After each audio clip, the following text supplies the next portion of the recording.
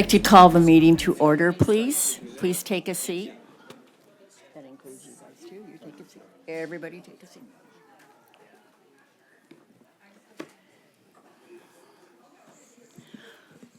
Thank you.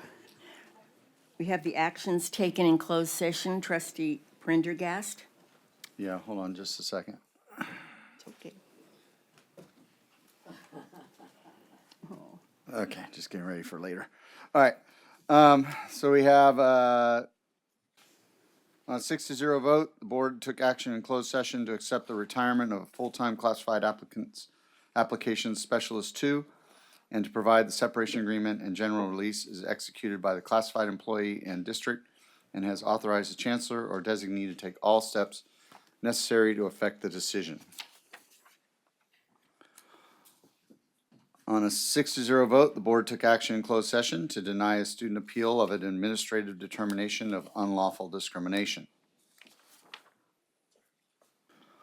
On a 6-0 vote, the board took action in closed session to deny an employee's appeal of an administrative determination related to unlawful discrimination, harassment, retaliation, and district's institutional code of ethics and conduct. That is all the actions in closed session. Thank you. We will now have the invocation from Trustee Jamal and the Pledge of Allegiance led by Trustee Milchiker. Okay. As we convene today, we do so with the recent events at the Washington Hilton heavy on our minds. We affirm today that political violence has no place in our society. This violence is a fundamental rejection of our own values. So we look to the First Amendment as our guide. In my view, the most important amendment, that it reminds us that our greatest strength lies in the right of the people to peaceably assemble and petition for change. It is a cornerstone of our democracy that we must guard with our actions as much as our words. We recognize that hate is a cycle that only begets further division, violence, and more hate. As we begin this meeting, let us resolve to lead by example this evening. And let's continue ensuring that our work serving this great district is marked by civility and handled with respect. Thank you. Please join me in the Pledge of Allegiance to our great country. I pledge allegiance to the flag of the United States of America and to the republic for which it stands, under God, indivisible, with liberty and justice for all. Thank you.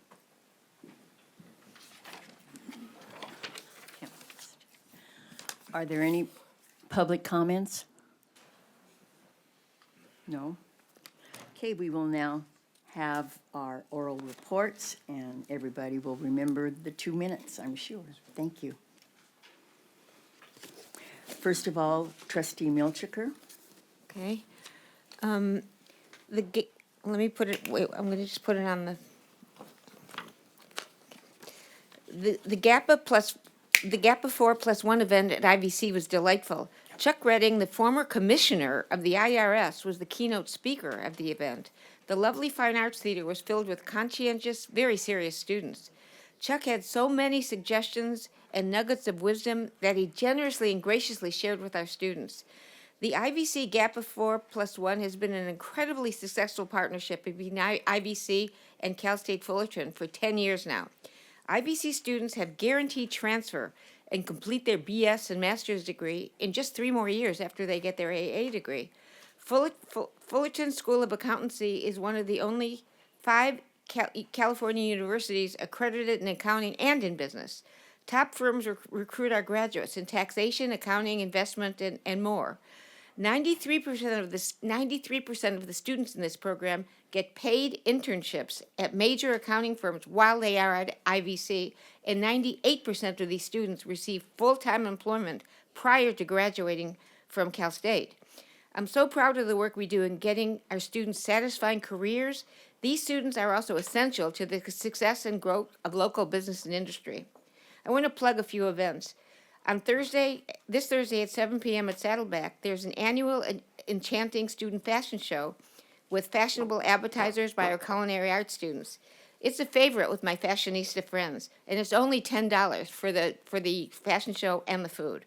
Saddleback upcoming Pulitzer Prize winning rock musical is an incredible bargain for $5 for students, and that's less than a latte, so or a movie, and um, and IVC's production of Love and Information is just $10 for students and for seniors.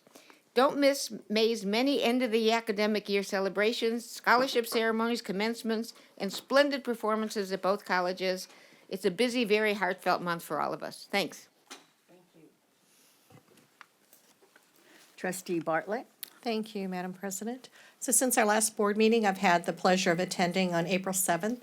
I was interviewed by Laguna Woods TV to talk about Saddleback College, IVC, and ATAP, and what makes our colleges special. So of course, there was a lot to talk about.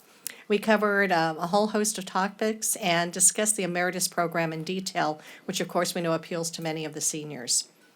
April 16th, I attended the IVC Employee Recognition Ceremony. It was great to see so many IVC staff with longevity of 5, 10, 15, and 20-plus years. April 20th, our Board of Trustees interviewed the final 4 candidates for Saddleback College President. We're going to miss President Stern, but we know you're going to have a great time in retirement. We had some excellent candidates and made a good choice. April 27th, of course, today is our Board of Trustees meeting, and tomorrow, April 28th, I look forward to attending the Saddleback College Employee Recognition Ceremony. And that concludes my comments. Thank you. Trustee Dack? I'm going to keep it short. I just wanted to share that I went to the Irvine Valley College Puente program's end of semester celebration, and it's always great to see our students find community at Irvine Valley College and see where they're going to head off to when they're transferring into their 4 years. Always a great program to see. Very successful. It's only been around for 5 years, but it seems like it's been an institution.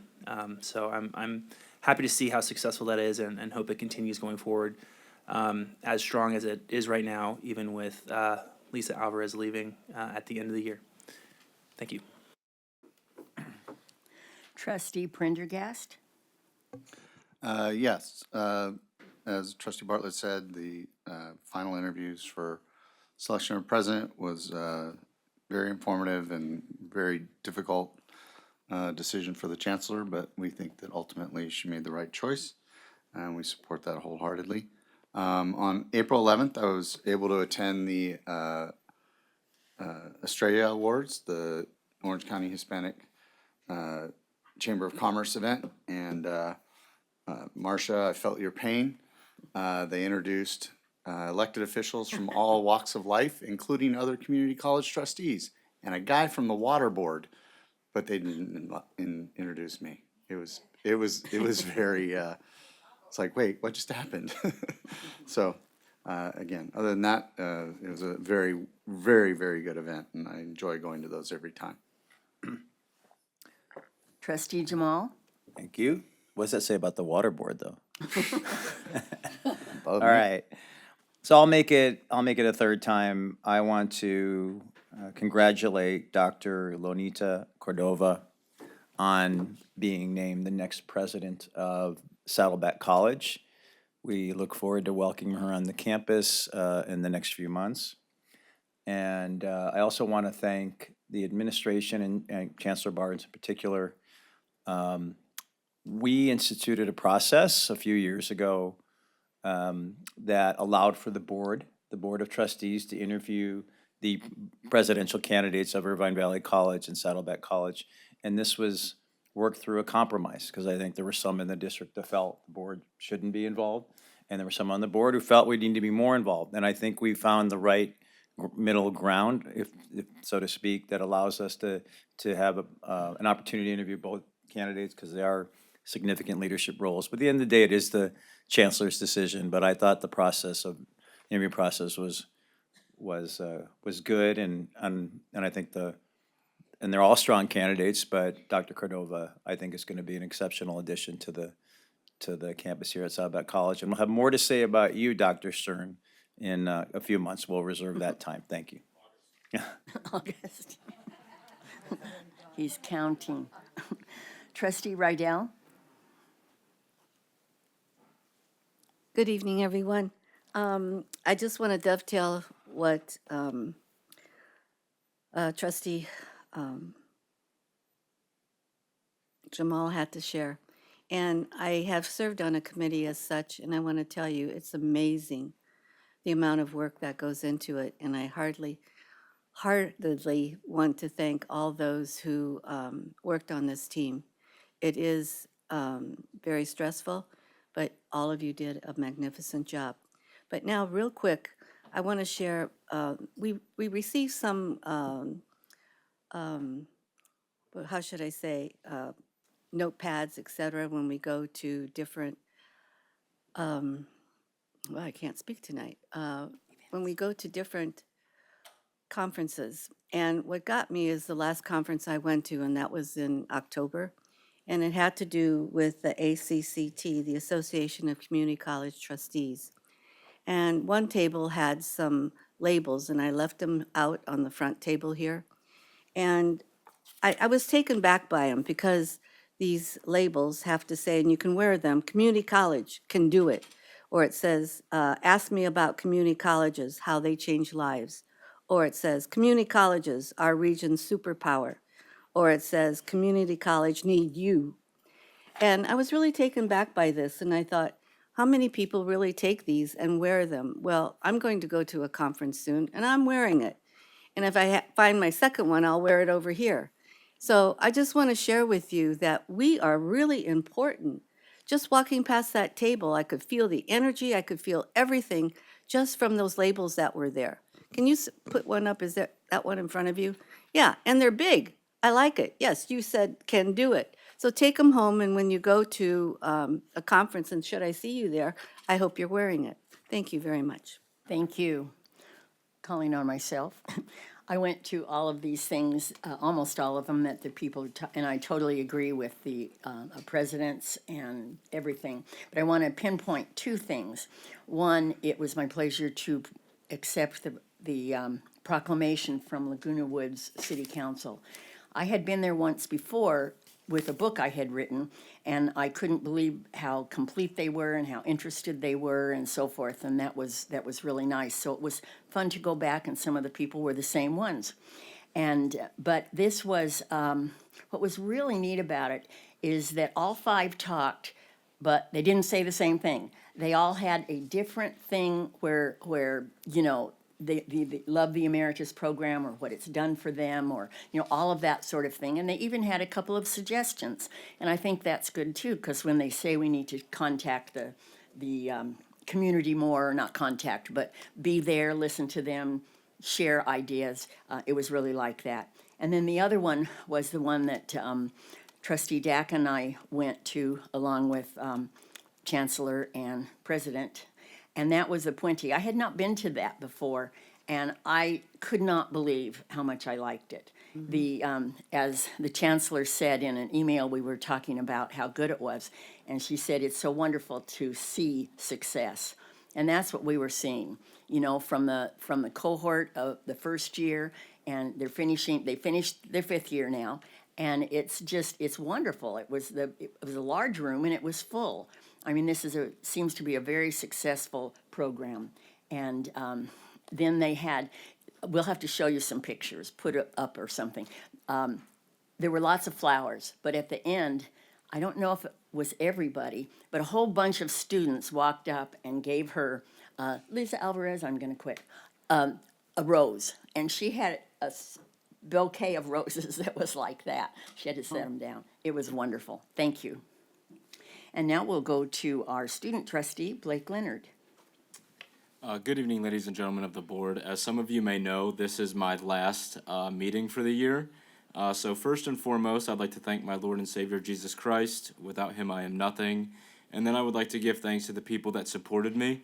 To Colin Williams, thank you for being like my veterans counselor and pushing me to pursue this role. I really appreciate you. and everything that you have done for me and all the veterans down there. Thank you to my fellow veteran students that also showed up tonight. You guys make it really easy to brag about, and I'm really proud of the work you guys do. To my fellow board members, thank you so much for mentoring me and teaching me so much about leadership. I'm not one to get too sappy, so thank you for everyone that has helped me, and I really appreciated it, and you guys are in good hands with the next one that's coming in. Thank you. Thank you.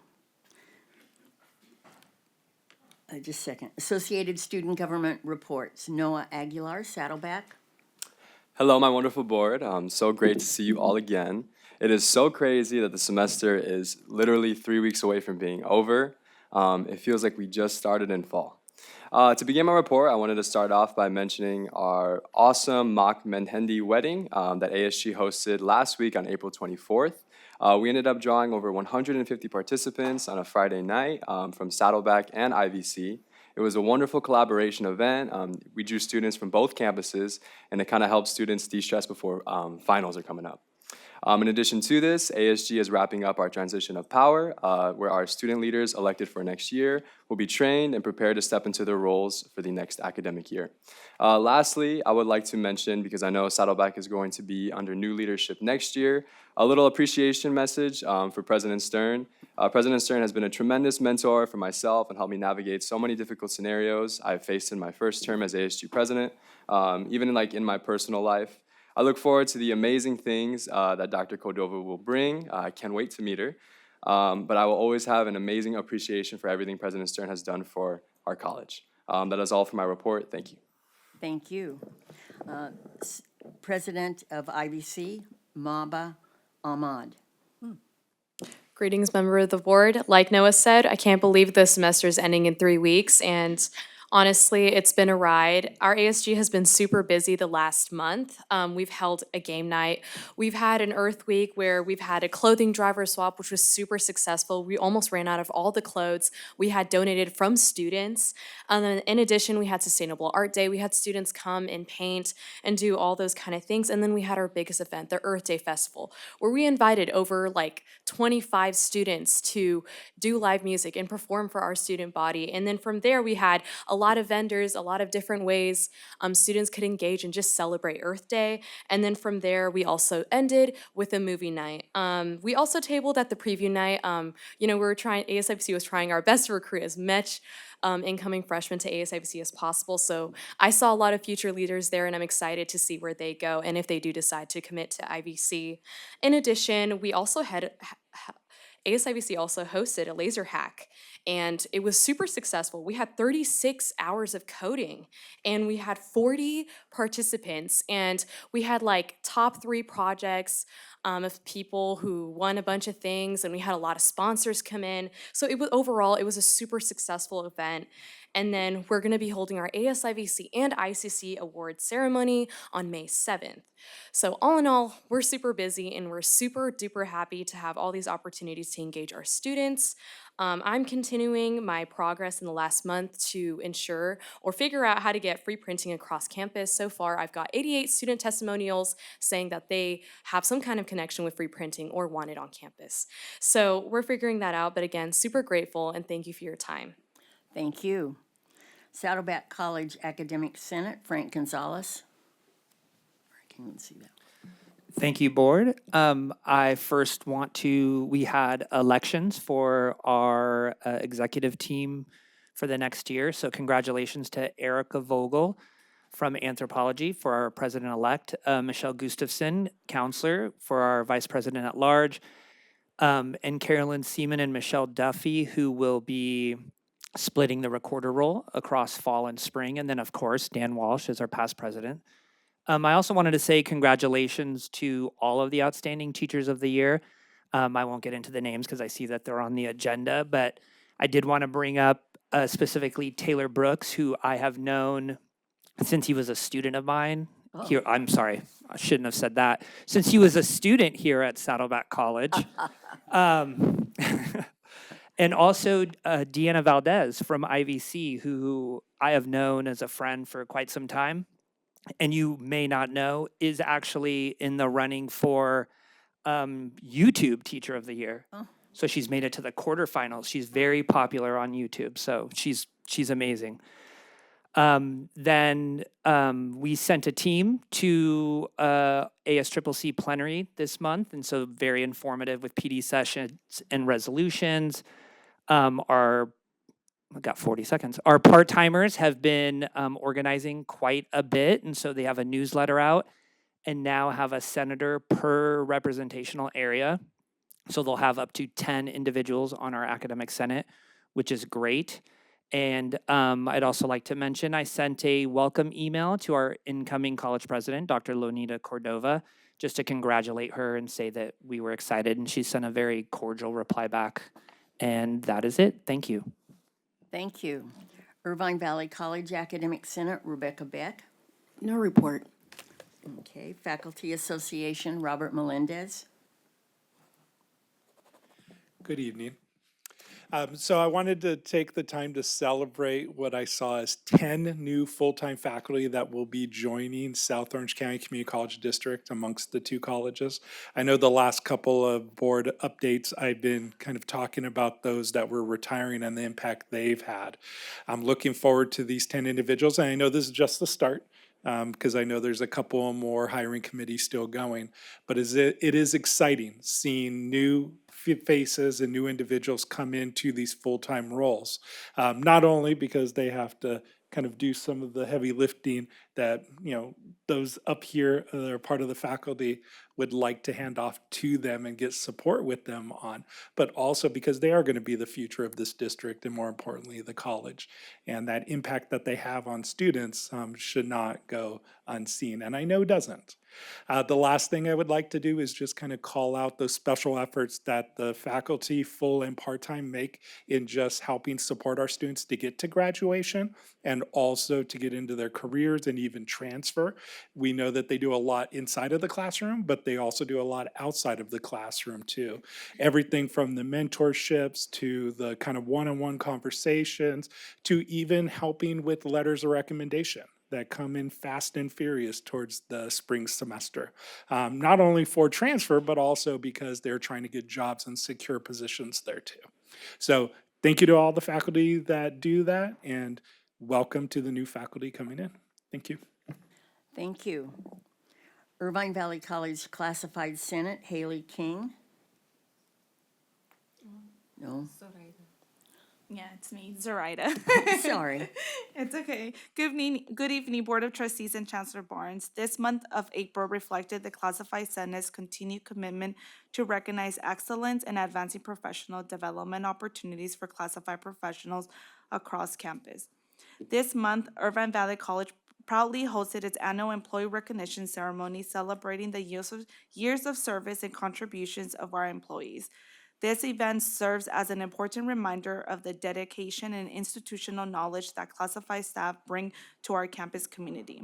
We extend special recognition to Beth Sanchez for an extraordinary 30 years of service to Irvine Valley College. Her long-standing commitment reflects a legacy of service and impact that has helped shape the institution. We also congratulate Desiree Ortiz, who was honored as IVC's Classified Professional of the Year. In addition, we recognize Brianna Bell as this year's Classified Caring Campus Ambassador. This recognition highlights her commitment to fostering a welcoming, student-centered environment and advancing the principles of the Caring Campus Initiative. Last week, the Classified Senate supported the workshop Communicating Effectively in the Workplace, a valuable professional development opportunity focused on enhancing communication skills across roles and departments. This workshop was thoughtfully coordinated by Dr. Sylvia Torres Mendoza and Anthony Ercorlamento, whose efforts ensure a meaningful and engaging experience for participants. This session was led by Grantswell, providing participants with practical tools to build stronger professional relationships, navigate conflict with confidence, communicate with clarity and purpose.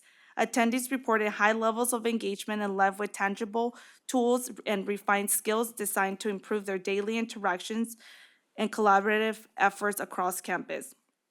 April has been a meaningful month of recognition and growth, from honoring the longstanding service and achievements of our classified professionals to invest and their continued development. The Classified Center remains committed to uplifting and supporting those who are essential to the success of IVC. Thank you very much. Saddleback College Classified Senate, Georgina Martinez. Oh, good evening. As usual with this time of the year, many Saddleback students have received or are eagerly awaiting the decision from transfer institutions. They have the grit and talent to go far, and they are lucky to have an amazing counseling department that guides them on their educational journey. I would personally like to thank the classified professionals in the counseling department for their dedication and passion for what they do. This includes Rini Ramirez, Christina Bolin, Natasha Noriega Goodwin, Jeffrey Long, Carla Kahn, David Gonzalez, Maggie Masiri, and Mina Zamari from General Counseling, Bailey Dixon, Elsa Chacon, Corinne Allen, Gianna Piva, Jasmine Ramirez, Marlene Sayes, Maxwell Lamar, and Mike Sauter from DSPS, Elizabeth Hillman, Lorena Toledo Duran, Stacy Anderson, Stephanie Aguilar, and Angie Valise from EOPS, Barbara Benavides and Judith Pohl from the Transfer Center, Eric Hilden, Donnie Minio, Juan de la Cruz, Rachel Roberts, and Judy Davila from Career Resource Center, Kim Rizvani, and Rima Tarazi from VETS. As for Classified Senate, we will hold elections for the 26-27 executive team this Wednesday. This special election meeting will also include a presentation by Carrie Irwin on Middle College, and our final meeting in May will have guest Chancellor Barnes and Vice Chancellor McDonald closing out the academic year and helping us prepare for the upcoming one. I'd also like to give big congratulations to Saddleback's Classified Professional of the Year, Manny Garcia. We could not have survived Banner without him. Thank you all for your continued support. Thank you. Classified School Employees Association, Desiree Ortiz. Thank you. Thank you and good evening. First of all, thank you, Zoraida, for your support and everyone. I'm honored and humbled to be able to represent the classified as Classified Employee of the Year. But tonight I want to recognize 5 of our classified employees who, thankful to our recent contract, will be able to take on a retirement. There are 5 classified employees, and if you look at the years of service combined, it's over 119 years of service. Wow. Yes, let that seep in, right? First, I want to recognize Kavir Akhtar here at Saddleback as Senior Administrative Assistant, 32 years. A dear colleague, Raul Gutierrez, here at District, Application Specialist, 27 years and 10 months. Jim Langford, who is a Senior Lab Tech here at Saddleback in the AMP department, who's been here 10 years. A dear colleague of mine, Rachel Manders at IBC, is a ground analyst, 18 years and 7 months. And last but not least, not only dear colleague, dear friend, and my IBC family member, Angela Muhaney, who many of you know in this room, 32 years and 1 month. Oh. Angela was the first classified professional that I met, and I was a new employee at IBC. She took me under her wing, and she got me involved in leadership and Senate. And because of her, I'm here standing with all you. So thank you for your support, and thank you for all you do for our classified.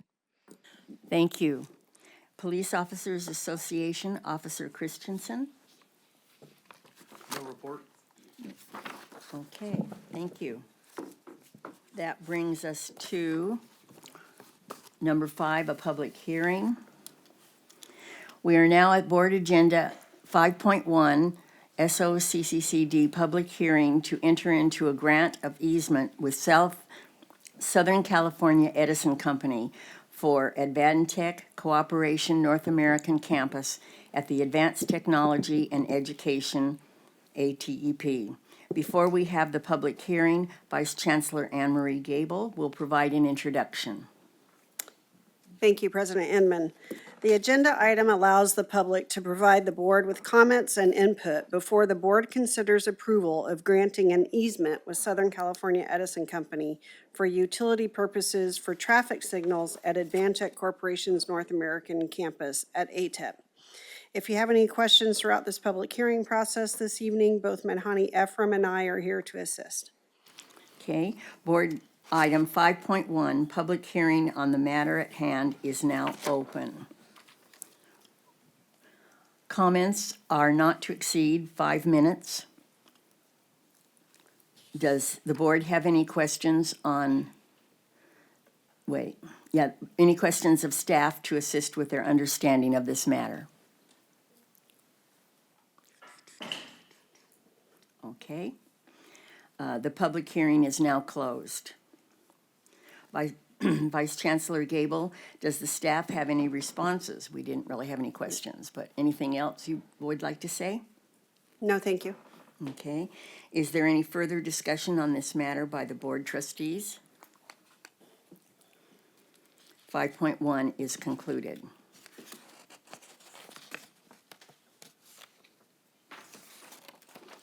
We will now move to item 5.2, the board's approval of resolution 26.12. So moved. Okay, thank you. I'm sorry, the second? It has been moved by trustee Jamal and seconded by trustee Rydell. Is there any other discussion? Okay, let's vote, please.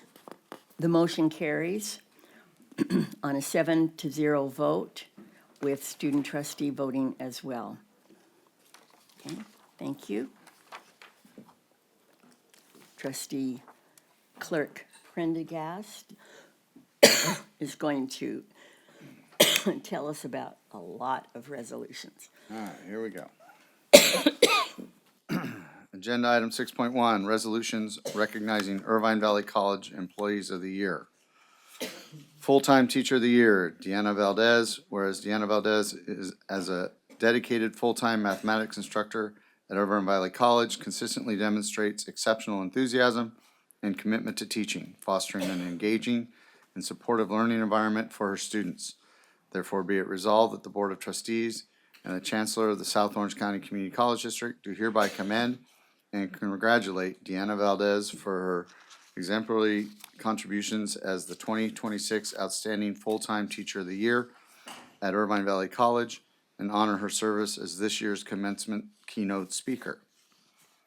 Part-Time Teacher of the Year, Marco Randazzo, whereas Marco Randazzo, as an adjunct professor in the Irvine Valley College English Department, consistently demonstrates exceptional passion, dedication, and skill in teaching, fostering a welcoming, engaging, and supportive learning environment for his students. Therefore, be it resolved that the Board of Education and the Chancellor of the South Orange County Community College District do hereby commend and congratulate Marco Randazzo for his exemplary contributions as the part-time Teacher of the Year at Irvine Valley College. Emeritus Teacher of the Year, Mary Galino. Whereas Mary Galino, as a dedicated faculty member in the Emeritus program, consistently demonstrates exceptional passion and commitment to the visual arts, fostering an engaging, supportive, and inspiring environment for her students. Therefore, be it resolved that the Board of Trustees and the Chancellor of the South Orange County Community College District do hereby commend and congratulate Mary Galino for her exemplary contributions as the 2026 Emeritus Teacher of the Year at Irvine Valley College. Classified Professional of the Year, Desiree Ortiz. Whereas Desiree Ortiz is a dedicated classified professional at Irvine Valley College with more than 21 years of service across the South Orange County Community College District, contributing to 5 departments, including 17 years in the financial aid, and her current role in police services, where she continues to champion student success, equity, and culture of care. Therefore, be it resolved that the Board of Trustees and the Chancellor of the South Orange County Community College District, and somebody else. Oh, wait. Yeah, just one thing I just wanted to chime in and share. This is actually hot off the press. We just got notice from the state of California through the California Community College system that we have the classified employee of the year for the entire state in our room, Desiree Ortiz. Congratulations. also commend and congratulate Desiree Ortiz for her exemplary contributions as a classified professional of the year at Irvine Valley College. Her dedication to students, staff, and the broader community reflects the highest ideals of service, leadership, and excellence. Manager of the Year, Karen Orlando.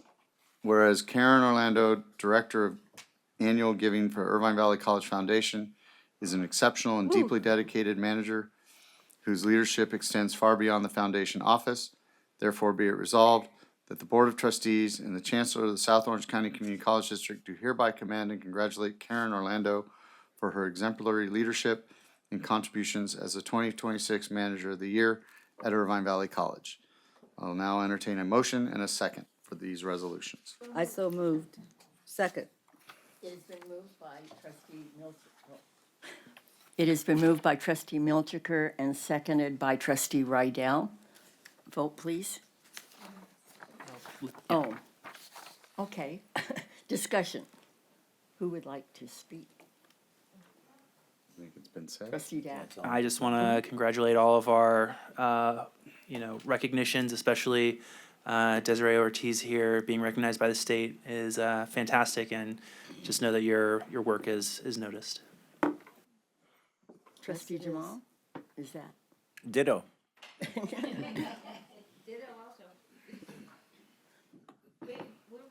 Very fortunate to have the state classified ditto, I employee of the guess. year in our Yes. college. Thank you. Thank you for making us proud. Yeah. Okay, thank you so much. I think we want to take a picture of Ms. Ortiz. Didn't we take Oh, one? wait. Didn't we take? We already one last- did. No? I thought we did, didn't we? We didn't vote. No. Did you say We haven't photo? voted yet. Okay, let's vote. vote. Okay. The motion carries 7-0 with student trustee also voting yes. And now it's time for the picture. Right? Who are we taking a photo with? Well, Desiree. no, I would love to, but we did take a photo last month. We can take another one. But didn't we take a photo? Okay, so I'm happy to do it again. Well deserved. I'm just suggesting maybe since we have the photo from 1 month ago, we can use that photo again and now on the statewide award recognizing it. Unless we want to do it Or when she the photo gets again. When she gets the state I've award, been we'll do another told photo. that. But didn't there- she get- There would be a wonderful picture at a ceremony at the state. Yes. So we'll all look forward to seeing that. But she won, didn't she? Yeah. Isn't she classified employee of the year? Yeah, they're gonna announce it at the state Oh. this week, and then there'll be a ceremony up at the state. Ooh, yes. Sacramento. Party So time. you get like plenty of opportunities for us to post photos of this. Of Okay, you. so moving on. Number 7, Board of Trustees and the Chancellor. 7.1. Oh, no, we got way more to do. Oh, I'm That sorry. was lot of 6.1 of resolutions. 8. Got a lot of resolutions. Okay. Here we go. Agenda item 6.2, resolutions recognizing Saddleback College Employees of the Year. Full-time Teacher of the Year, Taylor Brooks, whereas Professor Taylor Brooks has been named the 2026 Saddleback College Full-Time Faculty of the Year in recognition of his dynamic instruction, dedicated mentorship, and lasting impact to students' lives. Therefore, be it resolved that the Board of Trustees of the South Orange County Community College District does hereby congratulate and commend Professor Taylor Brooks on being named the 2026 Saddleback College Full-Time Faculty of the Year and extends its sincere appreciation for his exemplary service, dedication, and enduring impact on the student body. Part-Time Teacher of the Year, Fariba Balourde, whereas Dr. Fariba Balourde has been named the 2026 Saddleback College Associate Faculty of the Year in recognition of her outstanding commitment to student learning, mentorship, and community-centered education. Therefore, be it resolved that the Board of Trustees of the South Orange County Community College District does hereby commend and congratulate Dr. Fariba Balourde on being named the 2026 Saddleback College Associate Faculty of the Year and extends its sincere appreciation for her exceptional teaching, mentorship, and lasting impact on her students and the college community. Emeritus Teacher of the Year, John Huntington, Whereas John Huntington has been named the 2026 Saddleback College Emeritus Faculty of the Year in recognition of his extraordinary dedication to students, passion for music, and enduring impact on the emeritus community. Therefore, be it resolved that the Board of Trustees of South Orange County Community College District does hereby commend and congratulate John Huntington on being named the 2026 Saddleback College Emeritus Faculty of the Year and extends its heartfelt appreciation for his outstanding teaching, artistic leadership, and lasting contributions to the college and its community. Classified Professional of the Year, Manny Garcia. Manny Garcia, Scheduling and Enrollment Planning Analyst, has been named the 2026 Saddleback College Classified Employee of the Year in recognition of exceptional contributions, technical expertise, and unwavering commitment to students and institutional success. Therefore, be it resolved that the Board of Trustees of the South Orange County Community College District does hereby commend and congratulate Manny Garcia on being named the 2026 Saddleback College Classified Employee of the Year and extends its sincere appreciation for outstanding service, dedication, and impact on the college community. Manager of the Year, Christian Alvarado. Whereas Christian Alvarado, Dean of Enrollment Services, has been named the 2026 Saddleback College Manager of the Year in recognition of exceptional leadership, commitment to students, and steady guidance during a period of significant institutional transition. Therefore, be it resolved that the Board of Trustees of the South Orange County Community College District does hereby commend and congratulate Christian Alvarado on being named the 2026 Saddleback College Manager of the Year and extends its sincere appreciation for leadership, dedication, and service to the college community. I'll now entertain a motion and a second for the resolutions. Second? It has been moved by trustee Milchiker and seconded by trustee Bartlett. Is there any discussion? Okay, let's vote. The motion carries 7-0, with student trustee also voting yes. 6.3. Agenda item 6.3, resolutions recognizing district services employees of the year. Classified Professional of the Year, Jennifer Bunkowski. Whereas Jennifer Bunkowski serves as a senior administrative assistant in facilities planning for the South Orange County Community College District, where she is recognized for her exceptional professionalism, initiative, and commitment to excellence. Therefore, be it resolved that the Board of Trustees of the South Orange County Community College District hereby recognizes and honors Jennifer Bunkowski as the 2026 District Services Classified Employee of the Year. Classified Professional of the Year, Jay Bong. Jay Bong serves as the Business Analyst in Information Technology for the South Orange County Community College District, where he is recognized for his outstanding technical expertise, professionalism, and dedication to service. Therefore, be it resolved that the Board of Trustees of the South Orange County Community College District hereby recognizes and honors Jay Bong as the 2026 District Services Classified Employee of the Year. Manager of the Year, Chris Adrian. Christopher Adrian serves as Human Resources Operations Supervisor for the South Orange County Community College District, where he has demonstrated exceptional leadership, professionalism, and a deep commitment to service. Therefore, be it resolved that the Board expresses its sincere appreciation for his outstanding contributions, leadership, and commitment to excellence in service to the district, and that a copy of this resolution be presented to Christopher Adrian as a token of the Board's gratitude and recognition. May I have a motion and a second? Second? It's been moved by trustee Milchiker and seconded by trustee Bartlett. Any comments? Okay, let's vote, please. The motion carries on a 7-0 vote, with student trustee voting yes as well. 6.4. Resolution recognizing student trustee Blake Leonard. Whereas Blake Leonard served as the elected student trustee on the South Orange County Community College District Board of Trustees during the 2025-2026 academic year, representing approximately 60,000 students from Saddleback College and Irvine Valley College. Therefore, be it resolved that the Board of Trustees and the Chancellor of the South Orange County Community College District do hereby recognize the contributions of Blake Leonard during his term as student trustee. I'll entertain a motion and a second. Second? It has been moved by trustee Milchiker and seconded by trustee Bartlett. Any comments? I just want to say that this is the first time in all of the years I've been a trustee that we have a veteran as our student trustee, and it's been a wonderful eye-opening experience because we really get to know our student trustee pretty well. So, and he's done a marvelous job and really introduced us to what the veterans, what the veteran experience is at Saddleback College, which I think is good. Do you have anything you want to say? If they want to go first, they can. Okay, so I just thank you so want much. to commend you We'll miss on you.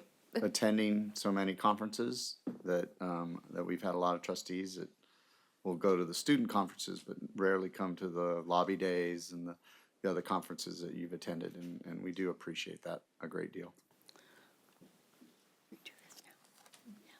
Okay, we have a little something for you, Mr. Leonard. I'm not trying to be. I just wanted, Put their hand up over there. yeah, I just wanted to say thank you. And something else that maybe other people don't know, I do know that you do a lot of tutoring, a lot of teaching behind all that you do. It's absolutely amazing, and how fortunate our students have been to learn from you. It's very much appreciated, and you're off to a great start at Chapman. I'm very impressed, and I think you will share that with others again. Okay, thank you. Thank you.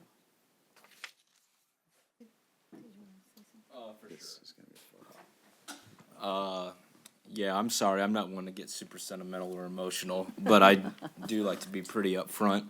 I'm very thankful for the opportunity. It was a very big jump out of a comfort zone from like the previous life that I lived. And I'm very thankful, mainly for the students. Like over the last week, I've got to interact with a bunch of you, and I was very like positive and like very happy that I had positive reinforcement from you guys. Because you guys are why I did this. I didn't do this for me. I didn't do it for the resume. I just wanted to be more of a voice for you guys. I think everybody that walks through these buildings, no matter what hall or what building you're at, I think you're the future leaders of this world, and I want you to carry yourself and perform like it. I don't want any of you to ever second guess or doubt yourself. Like, I'm just going to go to whoever accepts me. Like, screw that. Like, tell people you want to go to Stanford and you want to go to Harvard and go there. And I think all of you can.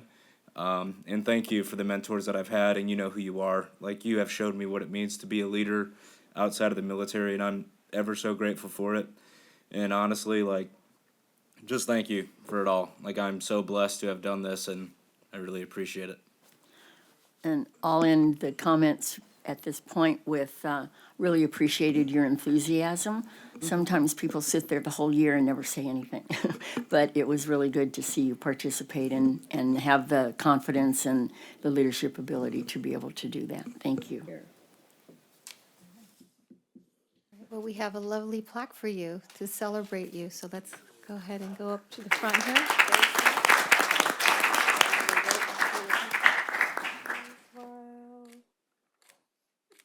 Beautiful. Thank you.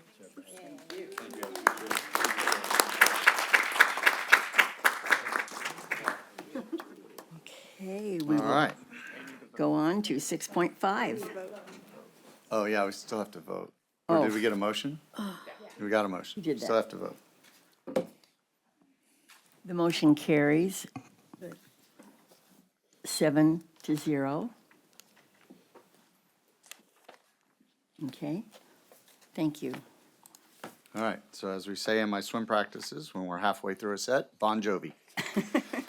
Yikes. Older people will get that. Anyway. Agenda 6.5, resolution recognizing Classified School Employees Week. Whereas classified school professionals provide invaluable services, skills, and support to the students, faculty, administrators, and staff at the South Orange County Community College District. Therefore, be it resolved that the Board of Trustees and the Chancellor of the South Orange County Community College District do hereby recognize, honor, and appreciate the many contributions of classified professionals to quality education in California and in our district, and declare the week of May 17th through the 23rd, 2026, as Classified School Employee Week, celebrating the theme Trusted, Inclusive, United. We have a motion and a second, please. So moved. Second, It's been moved by trustee Jamal and seconded by trustee Rydell. Any comments? Okay, let's vote, please. The motion carries on a 7-0 vote, with trustee Leonard voting yes as well. Next. Agenda item 6.6, resolution recognizing Asian American and Pacific Islander Heritage Month. May is identified as Asian American and Pacific Islander Heritage Month when the nation celebrates the diversity of cultures, breadth of achievement, and remarkable contributions of the AAPI communities, of brave immigrants who, motivated by the promise of possibilities, picked up their lives and found new homes in America, of Native peoples who stewarded lands since time immemorial, and of community leaders shaping a brighter future for us all. Therefore be it resolved, the South Orange County Community College District Board of Trustees, we do hereby proclaim May 2026 as Asian American and Pacific Islander Heritage Month and ask all students and employees to learn more about the history of the AAPI community through appropriate programs and activities. I have a motion and a second, please. I'll move. Second. It has been moved by trustee Dack and seconded by trustee Bartlett. Do you want it after the vote? I'm sorry, which one? Oh, I see, okay. Are there any comments about this one? Okay, let's vote. Motion carries on a 7-0 vote. Agenda item 6.7, resolution recognizing Mental Health Awareness Month. Approximately 1 in 5 adults, 22.8%, and 1 in 6 youth aged 16 to 17, 16.5% in the United States, experience mental illness or a mental health disorder in a given year, according to the National Institute of Mental Health. Therefore be it resolved that the South Orange County Community College District declares May as Mental Health Awareness Month to highlight the critical role of the district and its colleges in providing crucial behavioral health services and resources to its students and employees. Now, a motion and a second, please. I'll move it. Second. It has been moved by trustee Dack and seconded by trustee Blake Leonard. Comments? Let's vote. The motion carries on a 7-0 vote with trustee Leonard voting yes. Agenda item 6.8, a resolution recognizing March 31st as Farm Workers Day. Whereas the state of California recognizes March 31st as Farm Workers Day, honoring the essential contributions of farm workers who sustain the nation's food supply and agriculture economy. Therefore be it resolved that the Board of Trustees of the South Orange County Community College District hereby recognizes March 31st as Farm Workers Day in California and honors the enduring contributions of farm workers to our state and nation. Motion and a second, please. Second. It's been moved by trustee Jamal and seconded by trustee Dack. Any comments? I just Yes. wanted to say one thing again. Obviously, we're very grateful for the contributions of our farm workers who don't always get the recognition that they deserve. But I also just want to kind of take a step back because this is a recent kind of, this day is a recent kind of establishment. So obviously, last month we celebrated Women's History Month, and this invites us to reflect on the strength of women who have used their voice, even when the cost is great. And across the nation, we have been witnessing women who are bravely telling long-buried stories and truths, choosing transparency to help protect and uplift future generations. Their courage underscores a broader truth. Progress is made when women are believed, supported, and empowered. So I'm just very proud to be part of a district that remains committed to fostering environments where, I didn't know I was going to get emotional, that kind of truth-telling and safety are possible for everyone. Thank you. Thank you.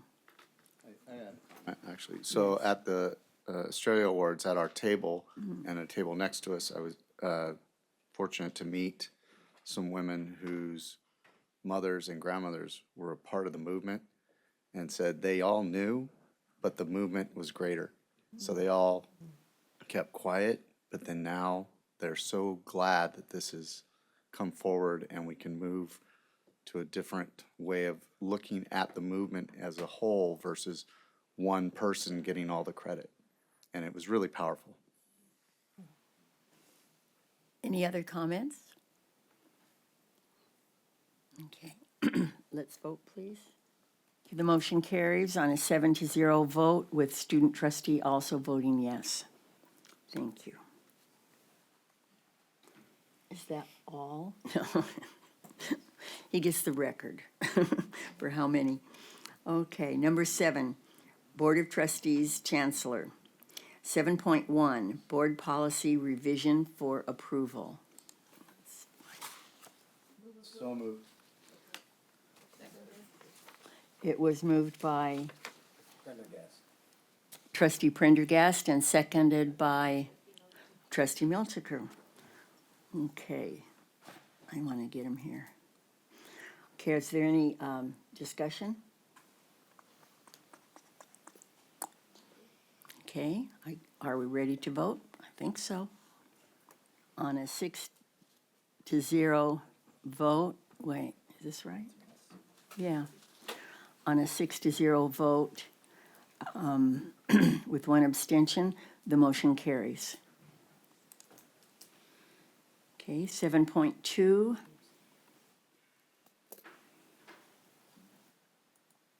Do we have a motion for 7.2? Move the item. Second.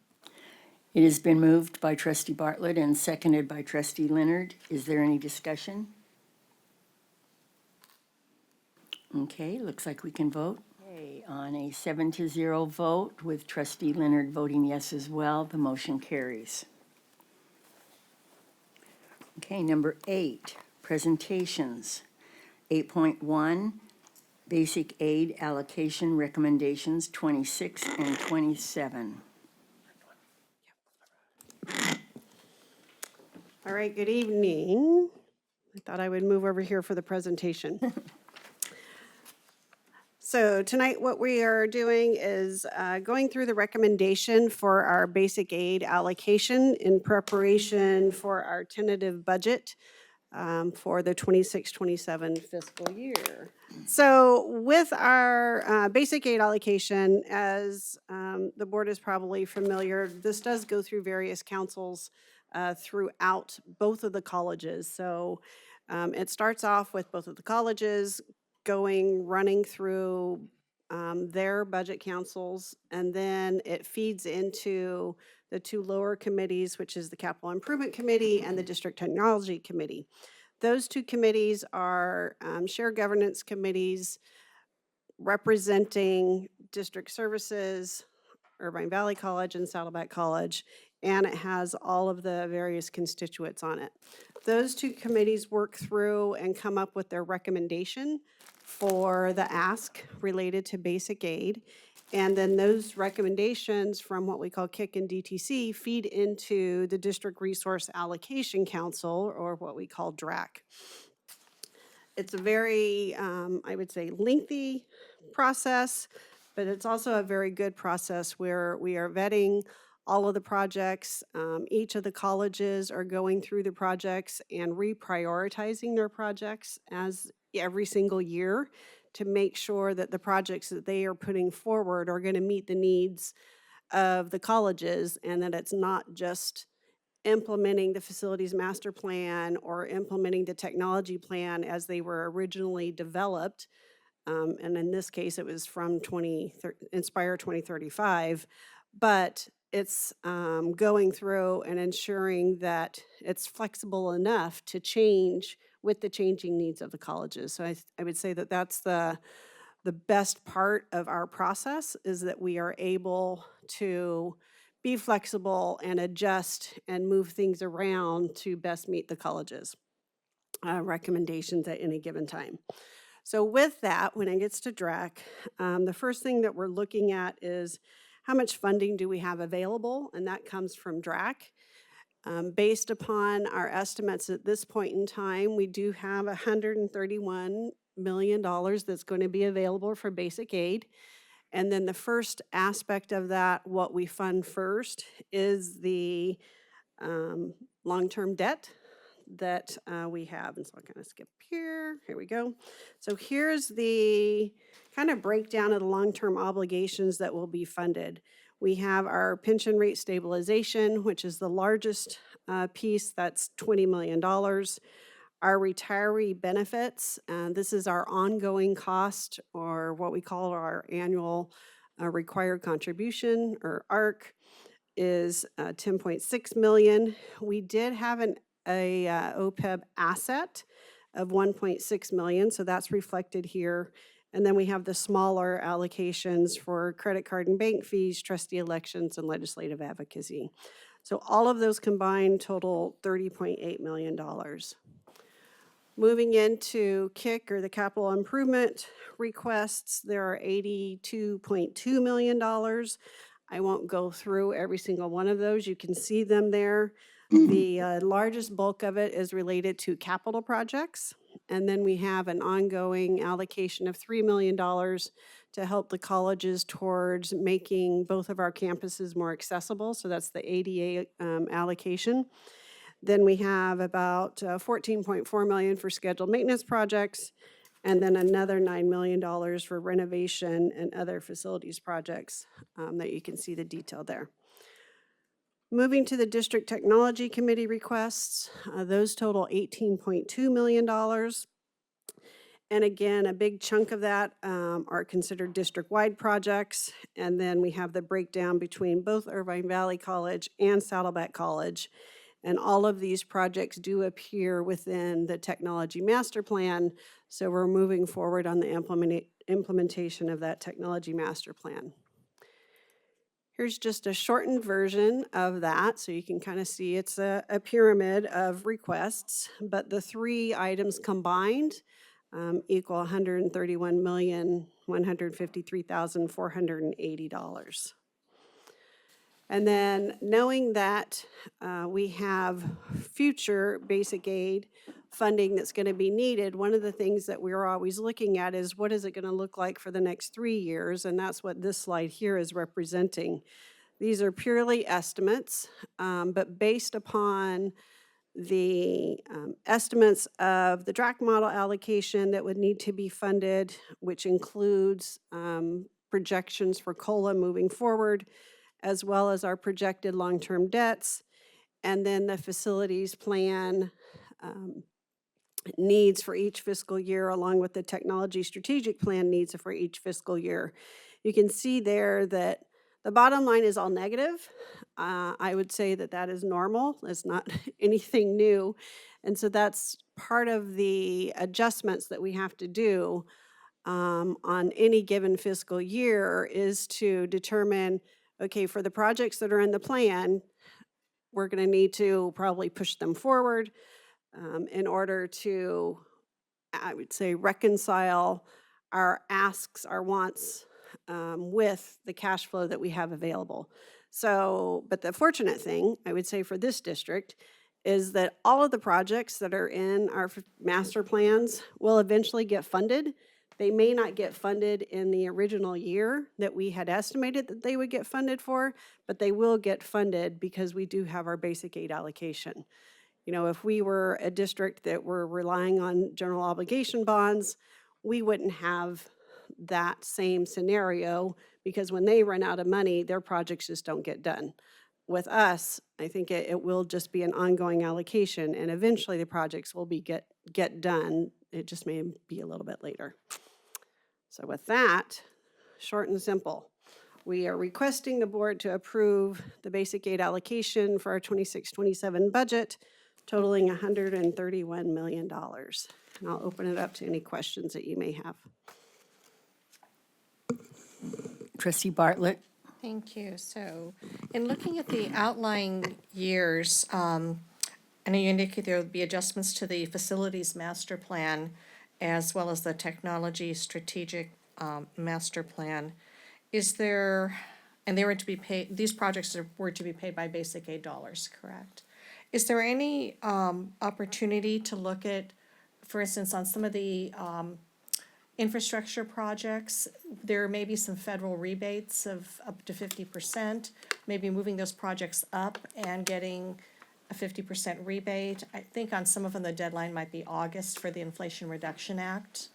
But just kind of looking at the different options we have, aside from general obligation bonds, there are other types of government, low-interest government opportunities for funding that we might want to consider instead of pushing out the projects, because as we push the projects out, they become more expensive. And so then we're looking at higher dollars out in the future. So just kind of balancing everything, what opportunities do we have to kind of look at things through a different lens on funding sources? So we are going after the Inflation Reduction Act projects where we can. We are doing it both for the central plant and the 12 kV project that have been awarded at Saddleback College. And we're looking at doing the same thing for the solar projects that are coming up at Saddleback College. You know, with those dollars, what we're finding as we move further along in the process is there are some stipulations that are in there that we have to put into our contracts that we're wondering if it's going to increase our costs or not, but we're going to be bidding it both ways to see if we do that. And we have to outlay the cash first before we would ever get the money back. Right. So we're never guaranteed on how much we're going to get. So we do put that cash outlay. And then the way our board policy reads on any energy rebates or any rebates that we get, those funds do go back to the colleges. They don't go back into what we would call the basic aid pot, but it is money that's available for the colleges if they wanted to push a project up in the schedule using those funds, they could do that. So that is something that we do look at quite extensively, I would say. Okay, good. I'm just glad we're looking at all the different options and opportunities for funding these projects, because they're all worthwhile projects. And I know when we push them out, they just become more pricey, so. The other thing I would add on the cap outlay side, you know, we are pretty aggressive applying for state funding related to our capital outlay projects. So we do the IPPs and the FPPs every year. And we kind of build that into our planning as well, assuming that we will get state funding. Unfortunately, that funding is tied into statewide bonds. And, you know, we're going to need another statewide bond to continue to fund the community colleges with the projects kind of moving forward. Okay, all right, thank you. Emery, is this a record for basic aid receipts? It is, yes. I thought highest ever, correct? Yes. Okay, I have a question. When you talked about capital improvement, I just have a question about the our ADA expense. 3 million, when you look at everything else, is a small sum, but 3 million is a lot of money. Do we really need that much for ADA? I mean, we built new buildings, of course, it came with all that. And so why are we redoing them? Yes, we actually need, we did an accessibility plan that we had a complete review done on both of the campuses, I would say back in 2018, where they walked all of the campuses.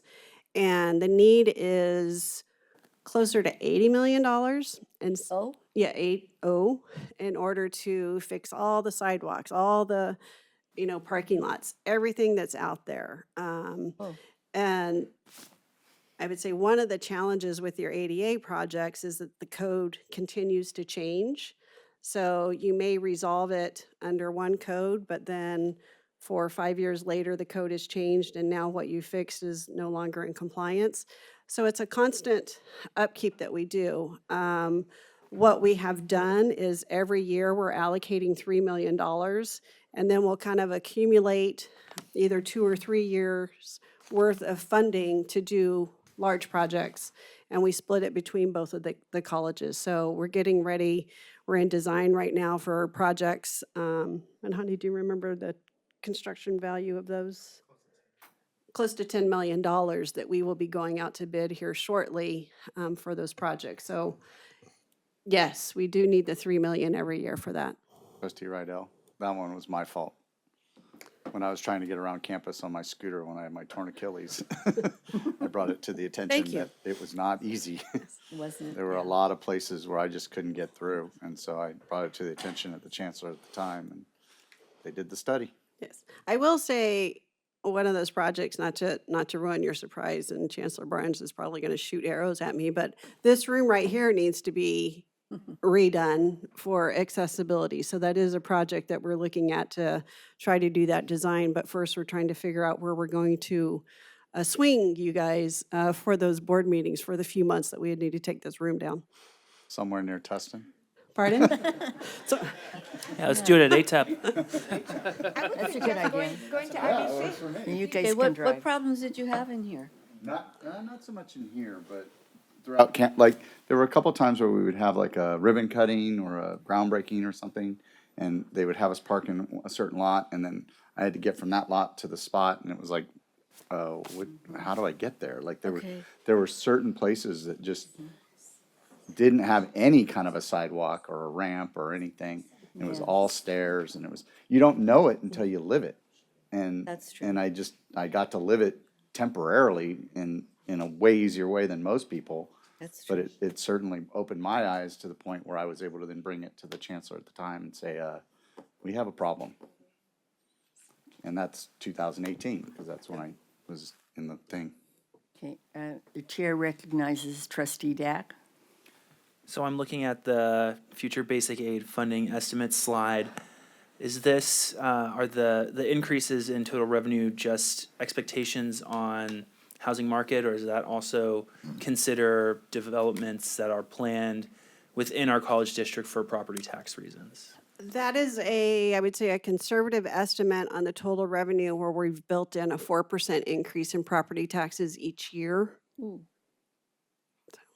So so you're not considering any other developments in any other cities? Not So at this time. And it's- so I think that's why, each year we get better estimates. Kind of looking back historically over the last 5 years, it's ranged between a 3% increase to a 9% increase, back down to a 4%. So it has been pretty volatile, and we don't see a steady same percentage increase each year. So we kind of look at the average over the last few years, and that's what we use as our conservative estimate for the revenues moving forward.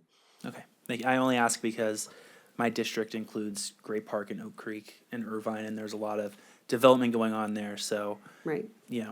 Obviously, that's gonna bring in a lot of property taxes. More cars. Does anyone else wish to comment or ask a question? Yes, trustee Bartlett? So I'm tacking on to development. We've got 14,000 homes being built out at Rancho Mission Viejo, which should help from property tax standpoint. But is it possible to get any, I know that the county has some information, and they do some estimating. I don't know, they have some sort of algorithm or program they use, either through the county assessor's office or treasurer or tax collector, relative to property taxes, property values, and assessments. I wonder if we might be able to get a hold of some of that information. For future years Yeah. moving forward? Yeah, because they always want to know at the county, what are we getting into the county? And we want to know here, what are we getting in over here, to the district? Yeah, that's something we can look into. Okay, great, thanks. Any other comments or questions? Okay.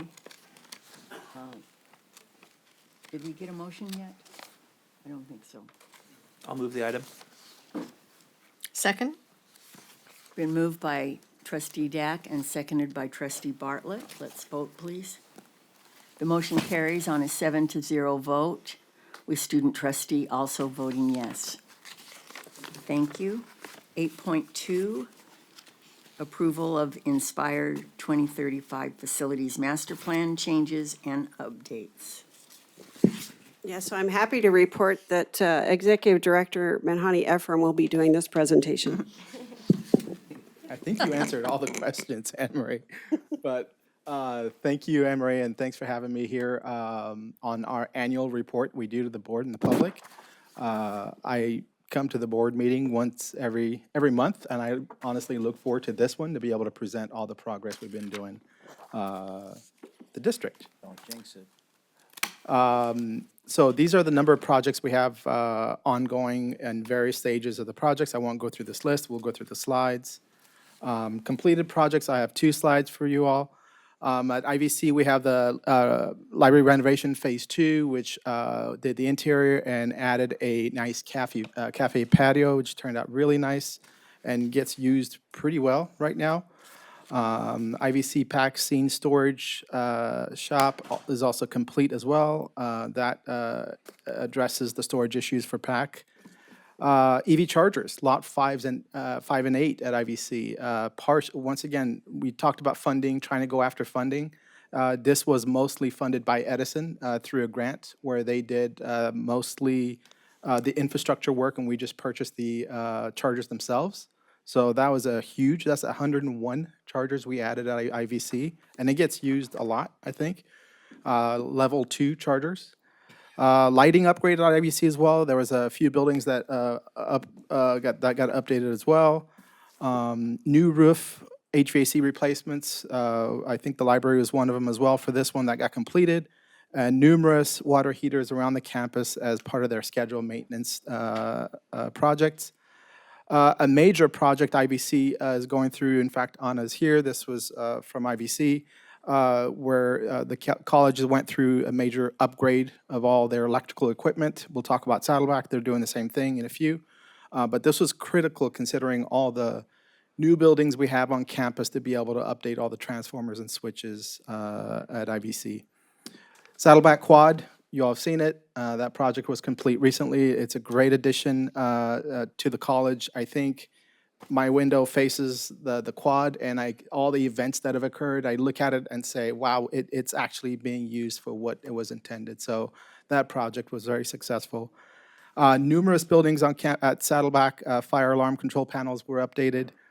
The College Center Cafe, that was opened as well. And then last August, the Saddleback at ATEP project was complete. So that was a big milestone for all these projects for the district. Projects under construction, the solar canopy project phase 2. This is our first of multiple phases that we have going for solar at Saddleback. This is the first large solar project for us here at Saddleback. I will say there was a lot of lessons learned, to say the least, in dealing with in particular, the utility. That we're applying to all of our energy and infrastructure projects right now. We are almost complete with this, and we're doing the final tie-in and connections to turn the system on. It is almost complete. This project would also have additional charging stations, so as we grow through all these solar projects, we're adding charging stations. Math and computer science building, this is, my project manager and I walked it a week and a half ago or so. It is coming along really, really nice. It is slated to be open this semester, so we're excited to get it going and for faculty to start using it. So I cannot wait to get this building open. So the computer science department, math department will be using the building. So stay tuned for an upcoming event for this building opening.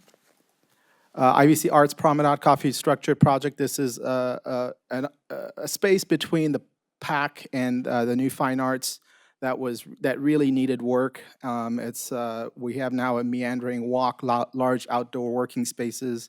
Again, one of Anna's project at IVC, and also a new cafe. And so it kind of completed that space, honestly, where students can now meander and walk through the spaces. There are also, I think, if the colleges chooses outdoor learning spaces as well for teaching and art spaces and whatnot. So it's really came along really nice and good outdoor spaces. So this project is slated to be complete this spring. Big project at IVC, Student Services Student Union. The B100 building and Student Services Center, replacing those two buildings. So where the B100 building was before will be the current Student Services building, which is the picture to your right. And then the old Student Services building will be demoed, and that's where the Student Union building will go. So this is a pretty, I would say, large project. IVC right now is impacted heavily by that with traffic and construction work. But once it's complete, it will truly open up the campus Part of the scope for for this project is also addressing the entryway and the whole quad for the project, so it'll look very different and opening and pleasant. Central Plant project. This is one of many projects that we have that are critical energy infrastructure project here at Saddleback. One of the biggest thing that we're doing, we are decommissioning the cogeneration system. It's a very old system, a system that's a problem for the college FMO. And I know Megan, who's here, is probably excited to see it go. In its place, we're completely revitalizing the plant. In my career, I've done 2 new central plants. Never have I done a renovation like this. It's truly a big deal. We had to break it up in multiple phases. We have the current phase to where we literally have to create a separate mini plant outside of the plant, so we can still have a running central plant. The beauty of this, when all this is done, the goal is to have essentially the plant work late at night when everyone's asleep, when the rates are lower, and that's where the thermal energy storage tank come in, and they store the water overnight and spread it out during the day. And so the plant is quiet and running and not doing anything during the day except pumping the water. They do act as backup if if it's a really hot day. So from an energy efficiency standpoint, it's a pretty big deal. Anne Marie talked about the Big Beautiful Bill Act. We are going after funding after that, absolutely.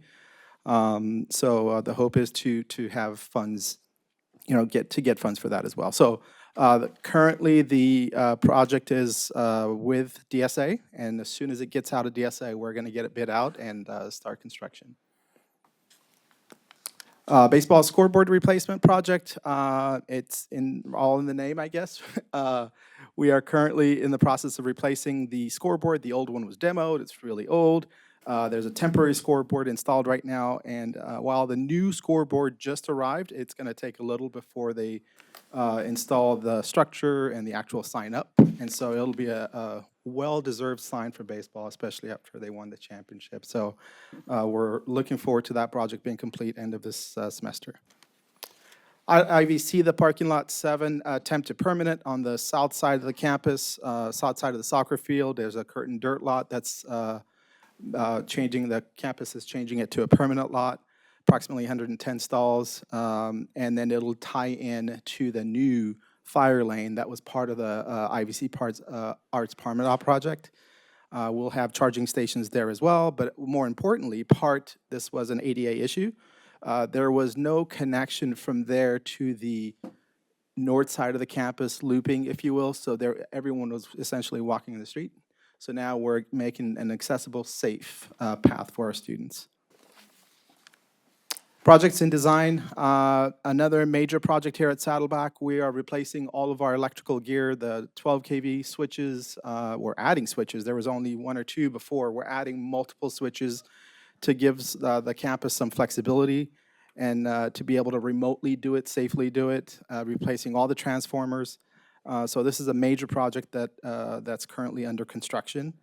And will prepare us for all the new buildings and all the new infrastructure that we need from an infrastructure load standpoint. So this is a good, timely project. College Center renovation. So as you all know, most of the tenants that were in the College Center, if you will, they're now in Gateway. Now we're looking at, while we're using that space as interim use for some functions, but we're currently designing that space for the long-term use.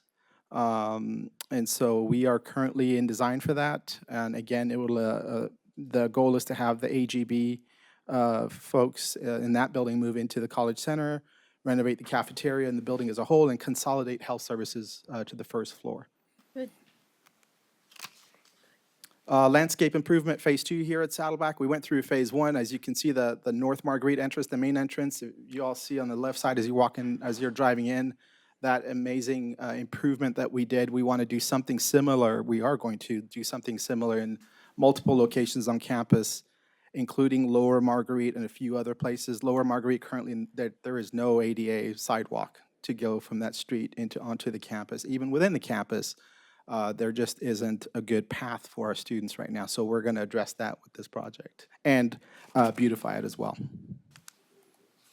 Solar canopy, so this is additional solar canopy that we are doing. Phase 1, I mentioned. Phase 2, 3, and 4 are the next phases of the projects that we're working on. Phase 2 just got approved by DSA and actually already out to bid, and we're expecting the bids tomorrow.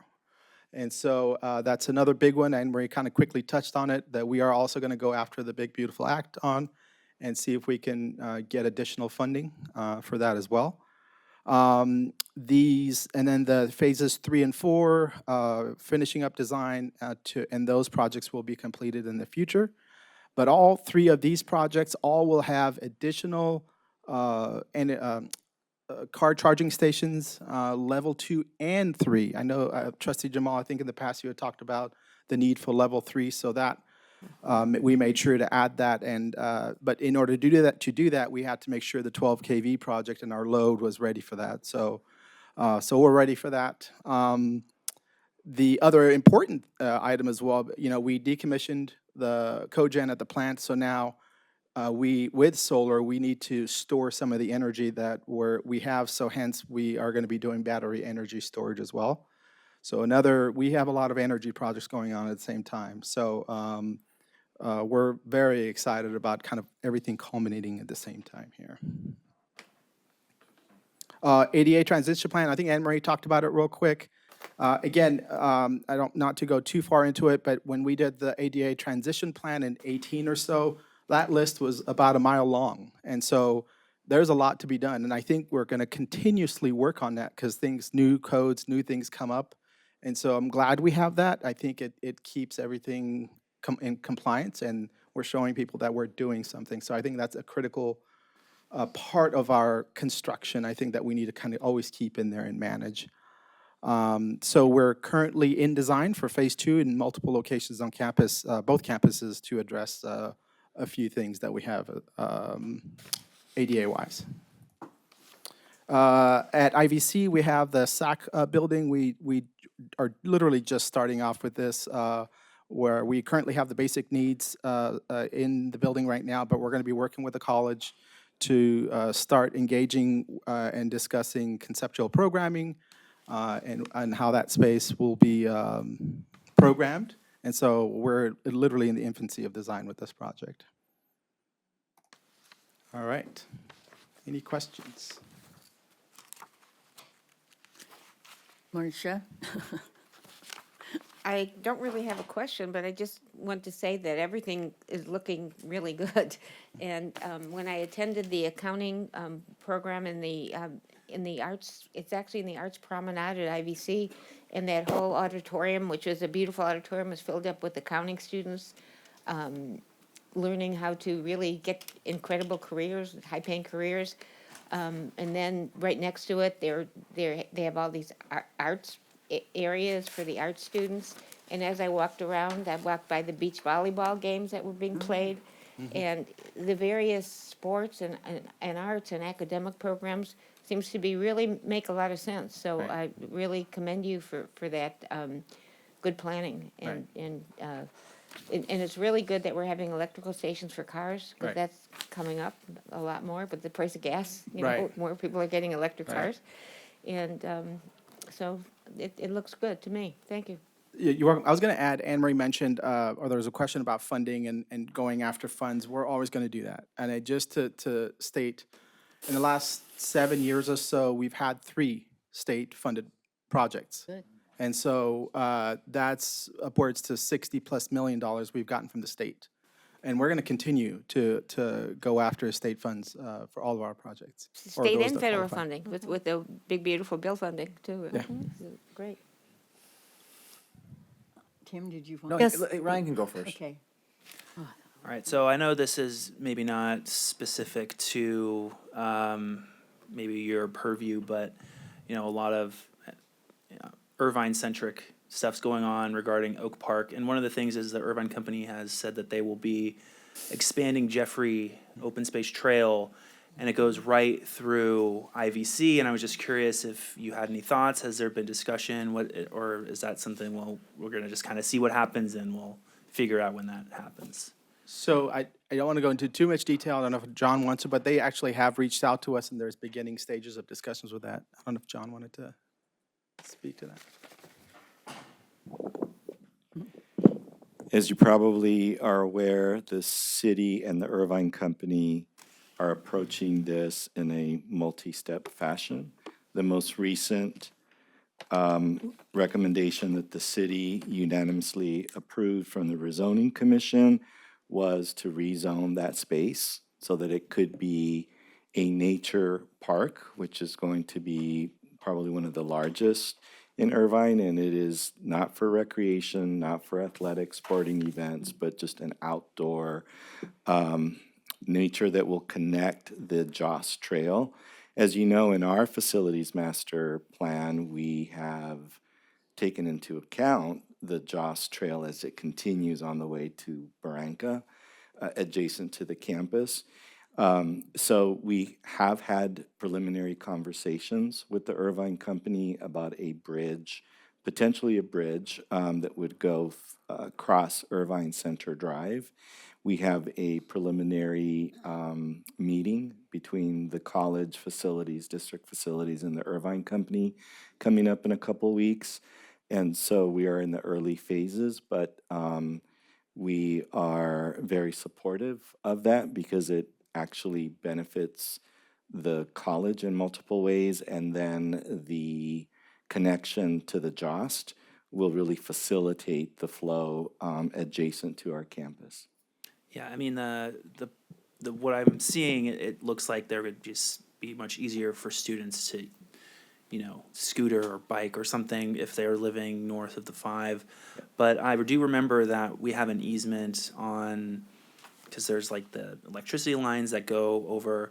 Has there been any kind of conversation about, are we gonna do that if that trail goes through there, or any sort of conversations about that? I'm just curious if this is something that's gonna, what that looks like on our end.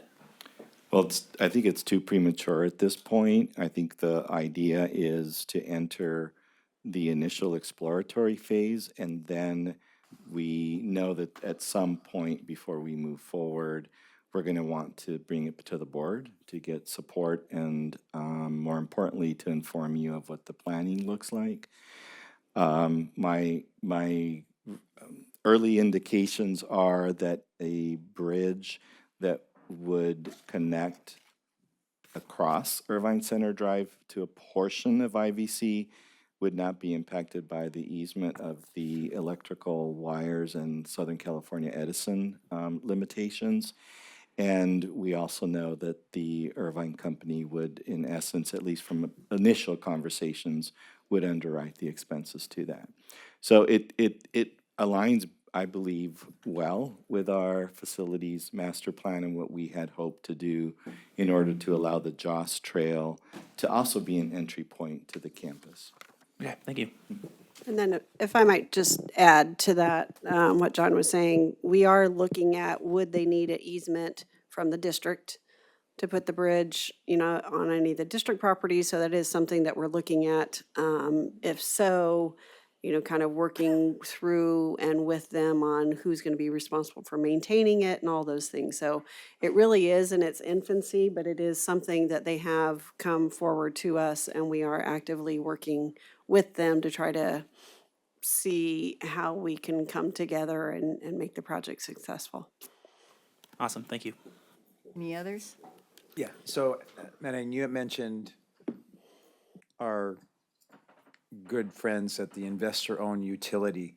I know we have lots of EV infrastructure projects. How is our relationship with them? Right now, really good. We meet with them once a month because of the amount of projects we have. And honestly, for us in the beginning, there was just a learning curve that we had to go through, and them saying, "Whoa, you have a lot of things going on here," and it's. I think we need to start meeting more often. So the relationship has been pretty good now. We have as you know, the IOUs have, you're not just talking to one person in the department, you're talking about to 8 people that you have to talk directly to like this. And so, but we all sit in the room, the Zoom call, and go through our projects. The biggest thing right now, they bought into all of our projects. It's just that there could be a Rule 21 or something, a change that comes up. They always put a caveat there that may impact something that we might have to do in future solar phase 3 or 4 project. But the relationship is really good right now. Thanks. Right.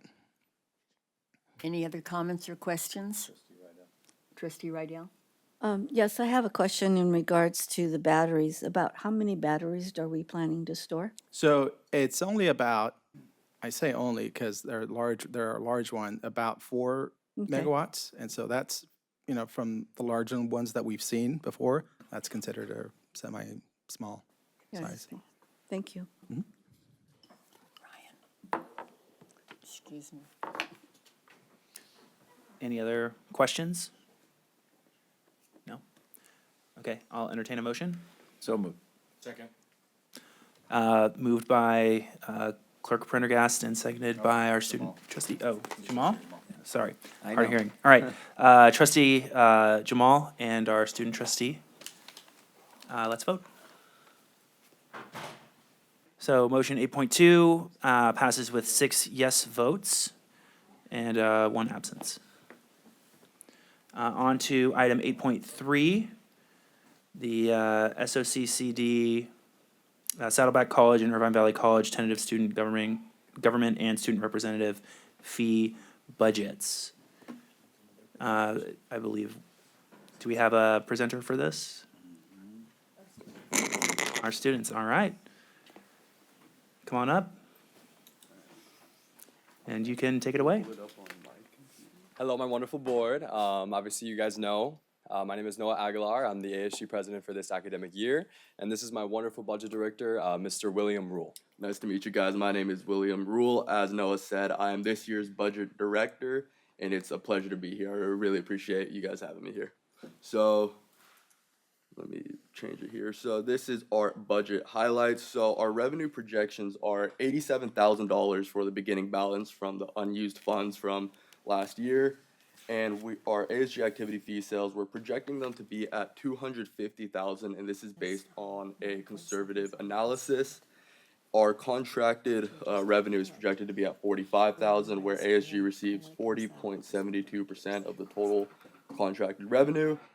And we have our scholarship commitments, which is a dedicated pledge to allocate at least 20% of our total revenue to support student success through the Foundation General Funds, which provides matching funds for the foundation, and the Child Development Center, which helps to offset tuition costs for student parents utilizing the center. And then we have our contingency fund, which is $87,000, which reflects 100% of our beginning fund balance. All right. So here is our tentative budget. So on the left-hand column, we have our adopted budget. The middle column is our actuals, and the right-hand side is our tentative budget for next year. So looking at this year's actuals regarding the bookstore contract, we see that we are only bringing in $20,000 from the bookstore contract, which is unfortunately a bit lower than what we were hoping for, although we are still waiting on some more funds to actually hit the account, so this number should increase slightly. Our activity sales are currently sitting at $237,000, which appears to be lower than our last year's adopted budget of $253,000. But comparing this to last year we only brought in $176,000 from a projected $220,000. So we are in fact on an upward trajectory, bringing in $61,000 more than last year. And this is why we anticipate that we will be bringing in $250,000 in next year because of this upward trajectory that we're on. So regarding the use case of the funds, so my committee and we have met and discussed on how we will allocate the funds for the next year. And our goal is to ensure that these funds are used as efficiently as possible, helping as much as the student body as possible. So some of the things that we were able to help fund are the speech and debate, transfer fairs, Pause for Pause, as well as the 5th annual Japan Fest, as well as many more.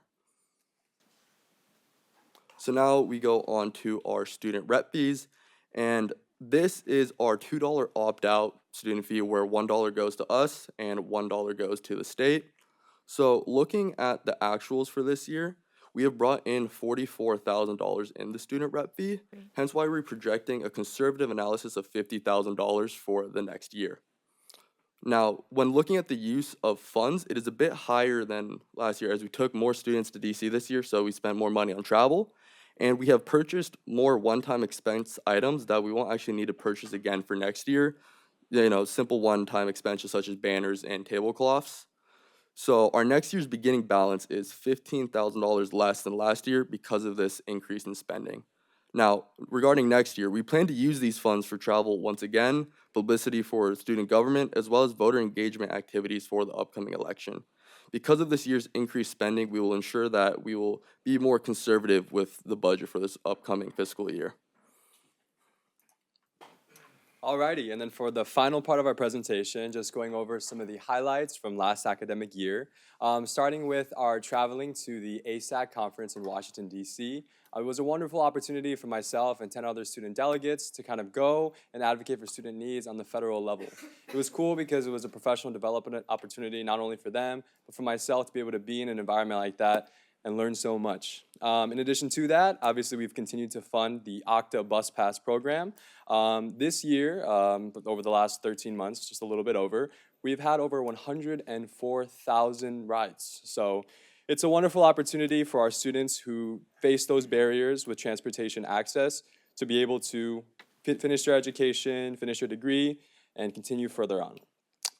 After that, we have continued to allocate over $150,000 in departmental and club funding. We successfully bolstered our inter-club council funding by about 25%. So it's been a cool opportunity for student clubs like the Mountaineering Club to go on 2 trips this year, and it's essentially doubled our club engagement.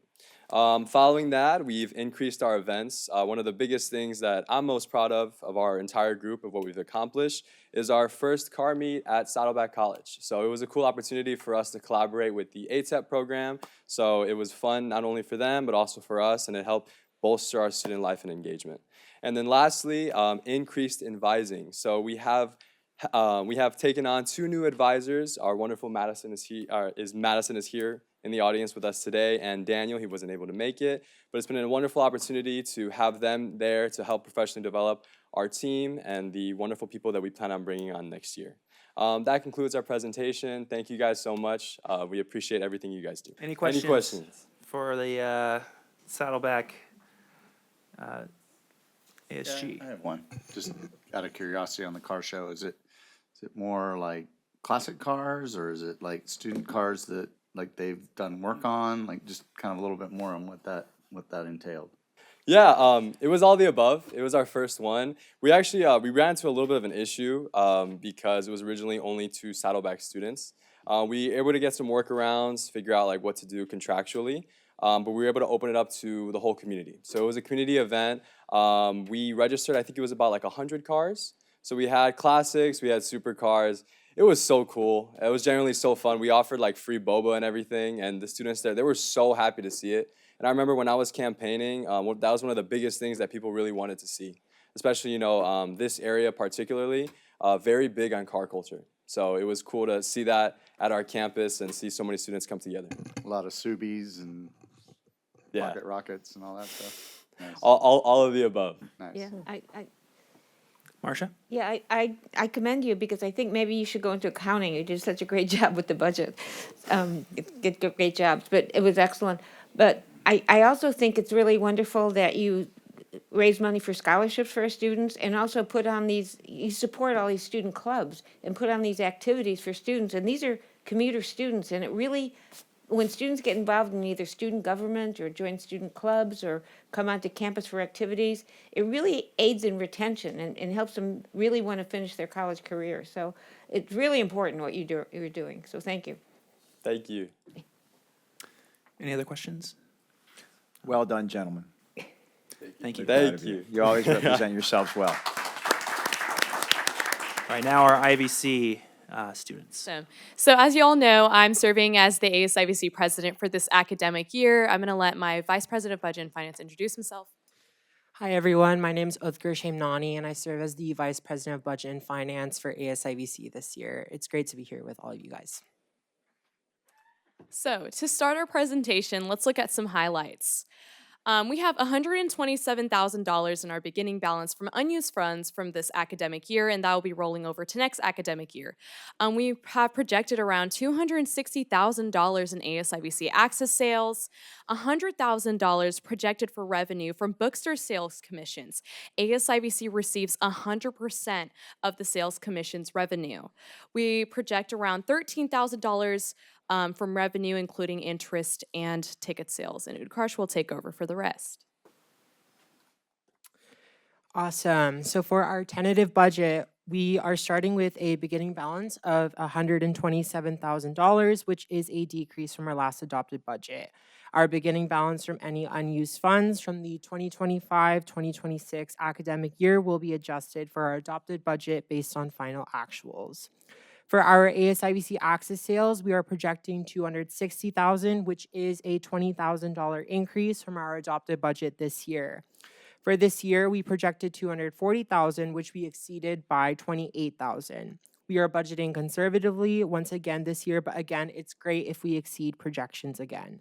The ASIVC access is a $17 fee that provides several benefits for students, including allowing students to participate in clubs and co-curricular programs on campus, free green books and Scantrons, discounted movie theater tickets, ASIVC scholarships, and a 10% discount at our newly opened patio cafe and cafeteria. So our ASIVC access sales have exceeded projections in alignment with IVC's growth in student headcount, and our sales for the 2026-2027 academic year are expected to remain consistent with current year actuals. For our bookstore commissions, we are projecting $100,000, which is a $20,000 increase from our $80,000 adopted budget this year. In addition, our bookstore vendor reports are as of November 2025, leading to roughly $53,000 from the fall. So we are actually well on track to exceed our projected budgeted sales commission. Rounding us out is any other revenue we receive, which is $13,000, which is a decrease from our last adopted budget. Overall, this leaves ASIVC with a tentative budget of $500,000, leading to a slight decrease of around $10,000. As a result of the projected beginning balance being lower than last year, however, our ongoing revenue sources like our bookstore and ASIVC access sales are increasing. The net reduction is due to our ending balances from the prior year being higher and is consistent with how our revenue sources have shifted. Moving on over to our use of funds, we had to decrease some items to match our slight decrease in our overall budget. One of the key points I want to highlight is that for our ASIVC events and programs funding use is that in past years, ASIVC has fully funded our commencement celebration, but this year the college is taking on the cost with ASIVC only partially funding the event. Additionally, our club program support has decreased by $16,500. This is because the club support budget is now based on a fixed total amount available to all clubs through a request-based system. Clubs on campus are still supported by ASIVC, but funding is no longer determined by a set calculation of active clubs. Instead, ASIVC has shifted to a fixed allocation to a need-based, request-driven funding model designed to support clubs more equitably based on demonstrated need. For our student life non-discretionary funding usage, we have exhausted around $162,000, but are anticipating $56,000 more in position-related costs that will result in a 78% utilization of that specific budget. For scholarships, at this time, while nothing is reflected, there is still a pending journal transfer of $22,000 to the IVC Foundation for scholarships, which will result in a 90% utilization of that specific budget. Understanding that our co-curricular budget is exhausted every year and recognizing how successful our co-curricular programs are at IVC, ASIVC decided to slightly increase the budget for those programs by around $5,000, prioritizing our student body as much as possible. Finally, we have to maintain a 10% contingency of our overall budget, so 10% of $500,000 is $50,000. Slide. Now moving on to our student representation fee budget for the next academic year. This is an opt-out fee that students pay for when they register for classes. It's a $2 fee. $1 goes to the Student Senate for California Community Colleges. The other dollar comes back to ASIBC for our student rep fee budget. We also pay for a district admin fee that goes to the state chancellor's office. We have a beginning balance of $0. Every year, this source of funds is exhausted by expenses related to various advocacy and student leadership conferences. The student representation fee budget has decreased from our last adopted budget. We are seeing a decrease of $8,000. Since this fee is optional, it's truly contingent on student behavior and choice on whether they want to support the student government and student body in this manner. This is leaving us with $16,500 for the next academic year for travel expenses for conferences. In addition, our total sources of funding decreasing, our total use of funds will also be decreasing, which should be reflected in the budget change column at the bottom. This year, we've sent students to the Seesaw Student Leadership Conference in Santa Clara, SSCCC Federal Advocacy Conference in Washington, D.C., where we lobbied for the district's legislative priorities, the SSCCC General Assembly in San Francisco, and this year, ASIBC also additionally sent student veterans to Sacramento to advocate as well. Then I will hand it over to Maba to talk about our accomplishments this year. Thank you, Utkarsh. And just to backpack off of those student advocacy efforts, like Utkarsh just mentioned, we have sent 4 ASIBC officers to Washington, D.C. while attending the 2026 Federal Advocacy Academy hosted by the SSCCC. Utkarsh was one of those delegates, and those delegates basically lobbied with Adam Schiff and Dave Min and advocated for career technical education, ICE accountability, and protecting financial aid. In addition, for our student advocacy efforts, like Utkarsh also mentioned, we sent an officer to SSCCC Assembly where our ASIBC officer was able to pass resolutions focusing on expanding standardized testing and higher ed tests, like testing preparation, and strengthening resources for community college students. For student activity and engagement, ASIBC has managed 80 plus clubs on campus, the most ASIBC has ever had. We've also had massive PR growth and many activities such as Welcome Week, holiday events, fundraising events, service events, and a robust club day every semester. In addition, our co-curriculars have been doing great. Our IBC speech and debate achieved national distinction in the Phi Rho Pi National Tournament, earning silver sweepstakes in debate, and just placing 3rd overall in the nation, which is amazing. Our student leadership and development, this year we had specialized training at ASIBC where we were able to get leadership and just general Parley Pro training with a Parley Pro expert, so that was great. In addition to that, we were able to restructure our bylaws within ASIBC, so we're hoping to make ASIBC more effective and to uplift our leaders in the coming years. Thank you so much, and if you guys have any questions, please ask. I also have. Are there any questions? Once again, it's more of a comment. I think it really it's excellent presentation and very detailed, and that was good. I also commend you for supporting scholarships and for supporting the many clubs and the many activities that make the students all feel so welcome on the campus and make them want to stay in college and complete their college career. I also think it's wonderful that you're supporting advocacy efforts, because I've noticed that when we go to meet with our legislators, either state legislators or federal legislators, they listen to the students much more than they listen to us, because the students tell it like it is, tell us what the school means to them, and that's so important in getting the funds that we need to keep our colleges going. So I thank you for all that. Thank you. Thank you so much. Other comments?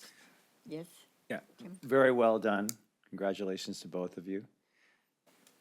Really, for both groups, we've got elections coming up in the fall, and I'm wondering if there's any plan to host any type of election forums. I think perhaps the more competitive district is the one we're in right now. If you watch anything on television or stream, you see millions of dollars in ads, mostly attack ads, that are currently taking place for the fight for this district. So what do you have planned? So for this academic year, what we've done, our civic engagement committee has been super duper active. We've held registration booths, like I think every semester, and I remember in the fall semester when we held our first registration booth, and we partnered with, I think, the league, yeah, Women League of Winners, and we got voters. Sorry, But they're We winners got- too, but they're. yeah, we're winners too. But like we got an incredible amount of voting. And also in our ASIVC bylaws, the ones that we restructured, I'm pretty sure that I wrote somewhere in there that there should be voting registration or some kind of civic engagement, specific civic engagement projects that uplift efficacy. I mean, not efficacy, but political efficacy within, like within the student body. So that should be something that's going to be robust next year. We will have a director of external affairs and they will have their own civic engagement committee. It will be an official thing within the college. And I hope that the next director of external affairs prioritizes that. And just to add on, I believe IVC at this time is ranked 3rd in the state for registering voters, student voters here in California. So we are currently 3rd in the state for California community colleges. Good for them. Nice. So this is for, probably more for John than you, Elliot, your successor. But instead of UCLA hosting the gubernatorial debates, it should be here at either Saddleback or IVC, That would be cool. right? No pressure. Trustee Dack? IVC did host President Biden back in 22, so yeah, that's a little bit of pressure for that. I just wanted to share that I believe it was ASIVC back in 2024 did hold a forum for Irvine City Council candidates, and elections happen every 2 years, so I hope to see that again this upcoming November or October. Thank you. We'll pass on the message. Any other questions or comments? Okay. Do we have a motion, or did you do that? Oh, it's gone. I'll move it. Second. It's been moved by Trustee Dack and seconded by Trustee Leonard. Vote, please. Thank you. The motion carries on a 7-0 vote with student trustee voting yes as well. Okay. So we are now to the consent calendar. Are there any items that you wish to pull? Trustee Bartlett? Item 9.7. Okay. Any others? Second. Okay, Trustee Prendergast has moved and Trustee Jamal seconded. Let's vote on the balance. The motion carries on a 7-0 vote for yes, and that includes in addition, the student trustee voted that way as well. Okay, Trustee Bartlett? Okay, thank you. So on 9.7, this has to do with purchase orders and contracts and change orders. I'm going to issue a recusal, so I'll be recusing myself on voting on this item. I don't have, there was a need for looking at not cybersecurity, but fraudulent enrollment, which is affecting all the campuses. And so I just referred a firm over to the district. And that's all I did was made an introduction to Chris McDonald and his group. And did not attend any meetings, didn't set up any meetings. I have no financial interest in this at all. It was just a great firm that went through the normal process of procurement. And they were lucky enough, and I just saw it on the purchase order list. So, but just as an abundance of caution, I think it's just best, since I had introduced the firm, just to recuse myself. So I'll be stepping out of the room while you vote on the item, because I need to do that. Okay. Is there a motion for 9.7? Move approval? Okay. Just out of curiosity, do we know the name of the firm? Someone does here. Yes, it's Conducive Consulting Incorporated. Thank you. Okay, so do we have a motion? Yes. Nice second. Okay, it's been moved by Trustee Prendergast and seconded by Trustee Rydell. Is there any discussion?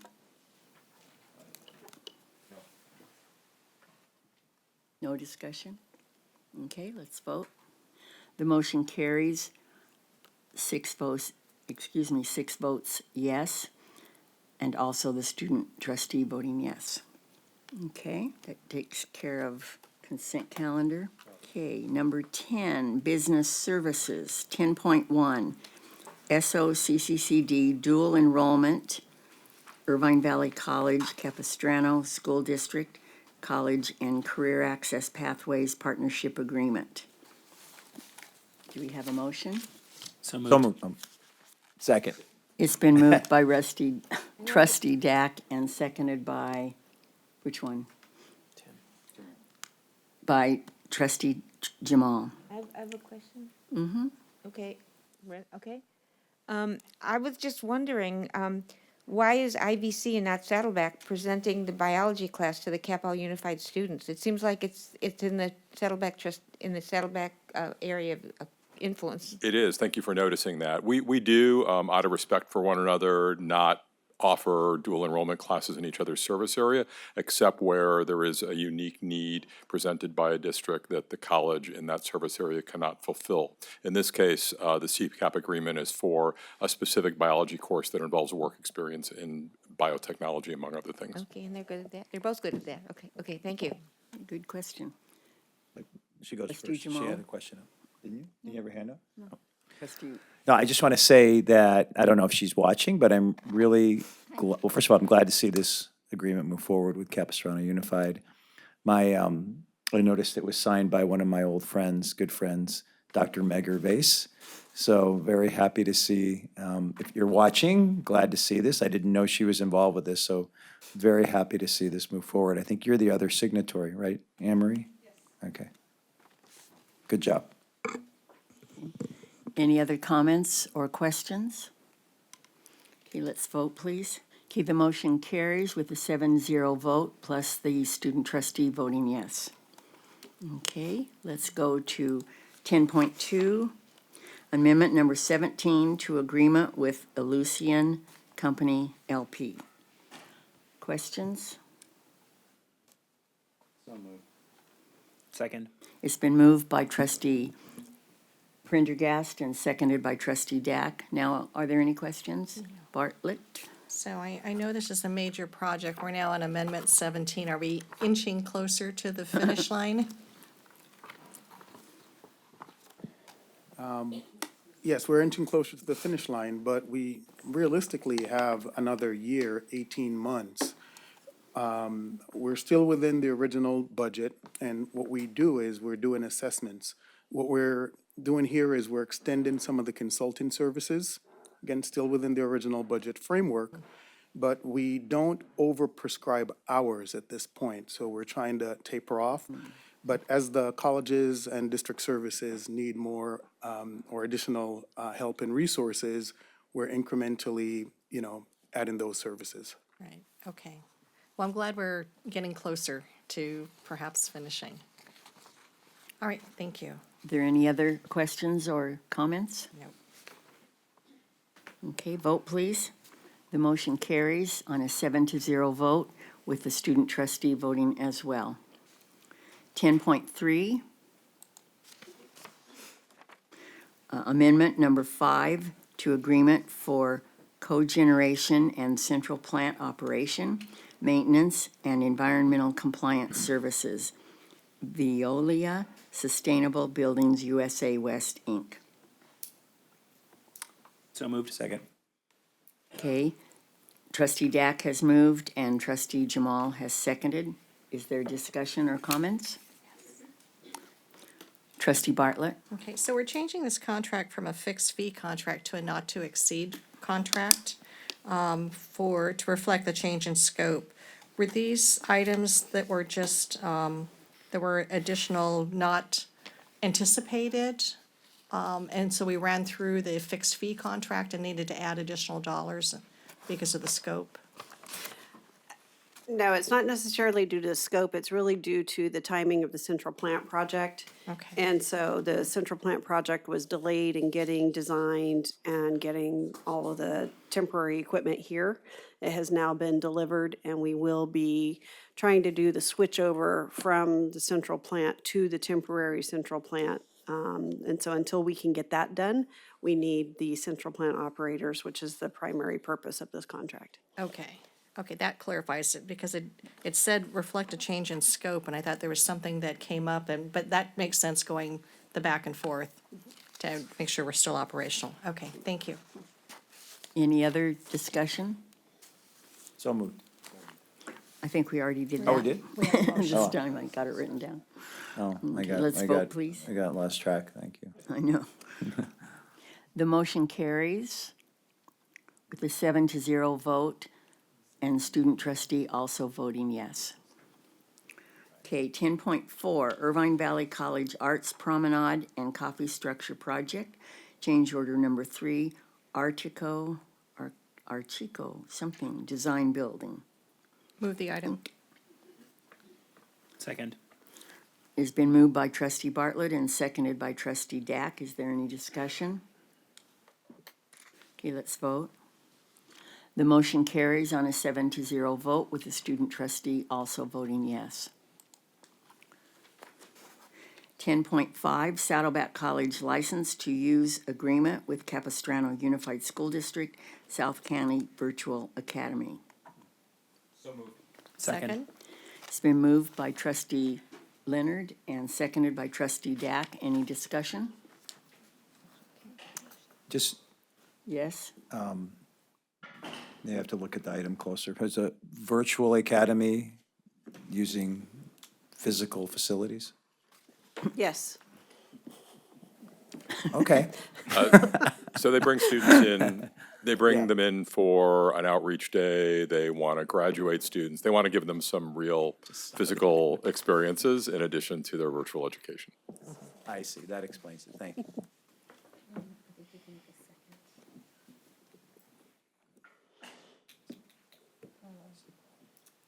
Just a moment, please. I believe that our student trustees in California are allowed to aren't able to make a motion, but can second. That's my understanding. At the conference I went to at the very beginning of the year, we were told we were allowed to do both. I think they can do both. I think so. I think they can make it That's second what I motions. heard. Do you want to look it up? I am. We'll have a little pause. I'm reading that making a motion is considered part of a board's governance authority, which belongs to only elected trustees. Seconding a motion is considered procedural and not governing. So unless something's changed in ed code. So Revote. our board policy 2015 does allow the student trustee to make and second motions? Make motions and seconds? Yes. Okay. Thank you. But does our board policy overrule? No, our board policy would refer to the ed code, so. Yeah. Okay, I just wanted to, I Well, mean, just can- because we have a board policy doesn't mean it governs, it supersedes anything else at the state. Right, and then change them when that changes. But, should we go on, or? What were you reading from? just ed code, but it could be updated one. They can? Good.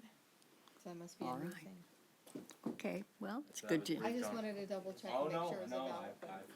we'd have to make it Obviously, come, this was all new for all of us. Let's ask AI. okay. I so will we- say our old system wouldn't allow the student trustee to make motions just because of the constraints of the system. So that could be That where the was- I confusion remember is that. coming into play. Yeah, But our policy does allow them to make and second motions. okay.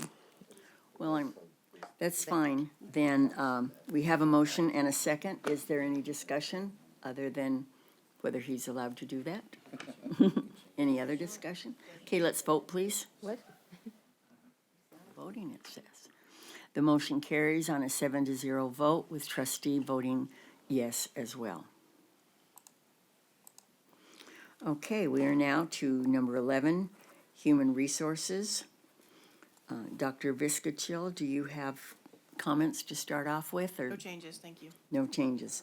11.1, Academic Employees and Management Personnel Actions, Ratifications, Regular Items. So moved. Second? Been moved by trustee Jamal and seconded by trustee Bartlett. Is there any discussion? Yeah, I want to thank Vice Chancellor Viscasil for answering all my many, many questions on this. There are many new faculty members on there, and I was assured that they are the best and the brightest, because I was concerned to ensure that they were, but I'm sure that they were with the many committees. I want to thank all the people that work on the committees, choosing the faculty and making sure that we get the best faculty that we can for our students. That's the most important thing we can do. I also want to mention that there's 2 retirements of people that retired more than 10 years. One is Georgiana Guy. She's a counselor at DSPS. And the other one, she's worked for 18 years and 3 months. And then John Jeremiah, Dean of Economic and Workforce Advancement at Saddleback College. I was surprised he was retiring because I think he's doing a great job. But just want to thank them for all the hard work they do for our district. Thanks. Okay. Any other discussion? Okay, let's vote on 11.1.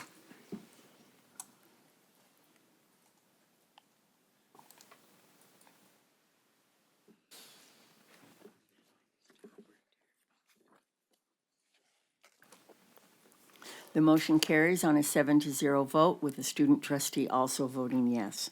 11.2, classified personnel action ratification. Point of order, Yes? Madam President. A student trustee is not allowed to vote on HR items. I abstained. Yeah, he can abstain, yes. So it wouldn't be a yes vote. Okay. Thank you. Sorry.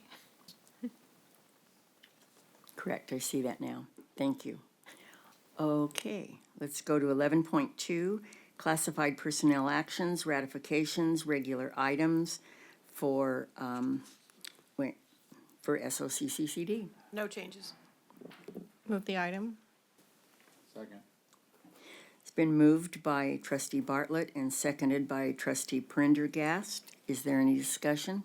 I just have to mention 6 classified employees that are retiring. And as our state classified employee of the year said, many of these are very long-time employees, and I consider them as friends. Like Kavir Akhtar, consider her a friend. She's a administrative assistant in humanities and social science, worked 32 years and 1 month. Raul Gutierrez, I remember when he worked at Saddleback College in IT, and I got to know him pretty well. He's an IT specialist. He worked 27 years and 10 months. Jim Langford, senior laboratory technician, photography, Saddleback College, 10 years and 11 months.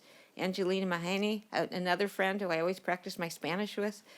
She's the executive assistant student services at IVZ College for 32 years. And Rachel Manders, grant services, IVC for 17 years and 7 months. And Mark Peterson, senior laboratory technician, performing arts, IVC, 20 years. So thank all of them for all these years of service. And I also would like to commend Rachel Manders. I coached both of her children swimming, Nick and Natalie, and they're very accomplished, and she's going to be sorely missed. But you didn't get to swim at college, though. They did. I'm sorry. They did. No, I meant in pools. Oh, not at one college. Okay, is there any other discussion? Okay, let's vote.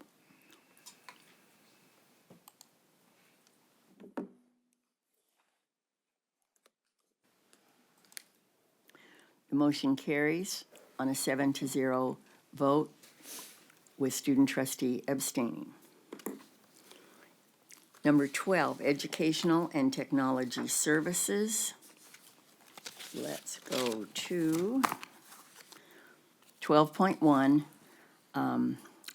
2007 to 2008 academic calendar. 27. Oh, yes, sorry. The calendar. I know, so you missed that other person. I know. So any, even though he isn't here, any comments, questions, concerns about the calendar? Move the item. Second. It's been moved by trustee Bartlett, seconded by trustee Dack. Is there any other comments? Okay, let's vote. The motion carries 7-0, with trustee Bartlett, trustee Leonard voting yes as well. Okay, Okay, wait a second.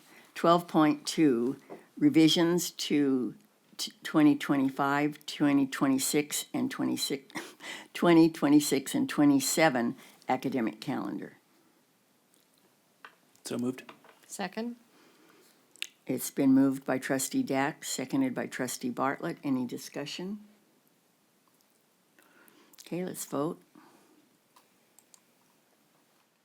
The motion carries on a 7-0 vote, with student trustee also voting yes. 12.3, SOC final action in public session, Saddleback College student. Second. It has been moved by trustee Prendergast. Now, who seconded it? Student trustee? Is that okay? Yeah. Because it's a final action. Yeah.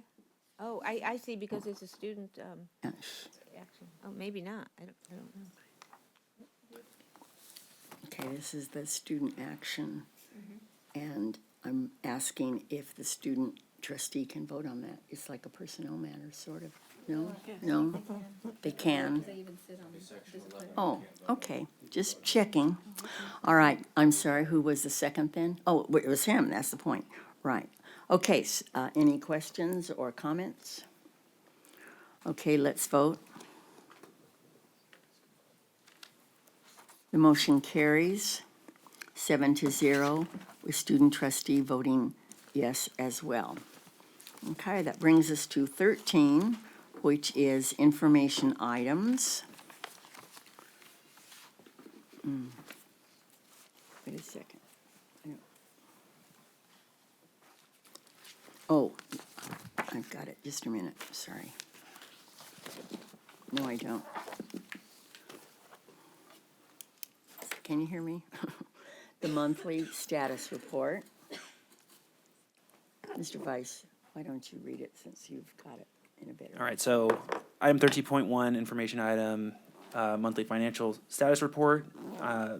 Item 13.2, Saddleback College and Irvine Valley College speakers. And then moving on to item 14, our written and oral reports from administration. Let's start with Chancellor Juliana Barnes. All right, congratulations once again to all of the outstanding employees of the year, and particularly to Desiree for winning that big, gigantic statewide award. So I know you're going to be honored at the Board of Governors in May, so looking forward to that. And obviously, tis the season, all of these wonderful year-end events with celebrating all of our students. It's just fantastic, and just, it's why we exist, right? So it's been fantastic participating in that. And then finally, I just want to extend my appreciation to the many constituents who engaged in the process and provided feedback into the search process for the next president of Saddleback College. Obviously, we had a stellar and very strong pool of finalists. But I'm grateful for your support, the constituents, and the support of the board in the selection of Dr. Lanita Cordova. I think she has the experience, the vision, and just the energy to take the baton and kind of carry on the legacy of Saddleback College and what Dr. Stern and all of the staff and faculty and administrators have carried on. So we look forward to welcoming her in the next several months. And I know she's going to be here in May when the board approves her contract. So excited about that. Thank you. President Hernandez. Thank you, Board President Inman. It's been a busy and I would say a week of incredible accomplishments for the IVC men's tennis program. They won this past Wednesday the state title, earning back-to-back championships. If you recall, we recognized them last year. And this is actually the college's fifth, all under Coach Ross Duncan. Other accomplishments included student Philip Newman won the singles state champion. Students Bradley Young and Nevin McCann won the doubles state championship. Student Jonathan Hinkle was named the Arthur Ashe Leadership and Sportsmanship Award. And then the team also won the Ojai Team Cup, which is awarded to the team scoring the most points during the tennis event, which includes both community colleges, some high school, and university Big Ten championships. So the selection recognizes the most dominating team during the week. So congratulations to all those students and to their coach. Also, on the athletic side, Coach Sammy Logan won the first ever Women's College Flag Football Conference Championship in California history. The women share the OEC championship with Cyprus as co-champs, beating Hope University's title by a few days, and they are now #1 seed in the conference year-end tournament, starting with the semifinal at IVC on Thursday. So a lot happening on the athletic front. That concludes my report. Very fun, thank you. Saddleback College? There is a lot happening indeed. We hope to see some of you tomorrow at our employee recognition celebration, including 16 new tenured faculty being honored, the Employees of the Year, as well as pins for award of service. And just a reminder, it is just 24 days to commencement, and we have a lot of activities going on between now and then. So I look forward to seeing many of you as things heat up and we celebrate the season. I want to speak for a minute about the Facilities Master Plan and the money that you invest in high-end design and materials and equipment and architecture for our students. When I moved to Seattle in the mid-90s, there was a recent bond, what we call in Seattle a millage, that had passed to build some new schools. And it was very costly. It was a couple $2 billion. And one of the high schools that was being built in the system for replacement of an old high school was being done with very elaborate materials. At the time, it had a granite countertop in the reception area. Remember when granite was the big thing to put in your kitchens when you wanted a high-end design material. And many people criticized it, and it was like the cover of the paper, like, granite, do we need granite? And the superintendent defended it and said that, form drives motivation and inspiration, and our students feel valued when they're put in an environment that values them, and that ultimately drives performance. And if you need proof of that the investment pays off, remember that we just replaced our softball field last year, and our softball team up until then had been scrappy, but not exactly a state contender. And this year, they've already won the Orange Empire Conference in the first year in their new home. So there is a connection, and there is some evidence. I also want to thank our relatively new coach, Kristen Fisher, for that win. She's done a great job. So we're very excited about that, and please know that your investments pay off in valuing our students and helping them perform the way they should and the way they deserve to. So thank you very much. Thank you. Dr. Chris McDonald? Dr. Cindy Biscuitchill? Yeah, just congratulations to the Bobcats softball team. The last time they won an OEC championship in softball, I was a sophomore in high school. She's not only a brand-new coach, I got to meet her last semester, and she's a super impressive human. So congratulations to Kristen Fisher. That was 38 years ago, if you want to do that. That was not nice. Okay. Did you have more? Because it's okay if you did. Okay. Vice Chancellor of Business, Anne Marie Gable? No report. All righty. Then it is time for us to adjourn. Thank you so much.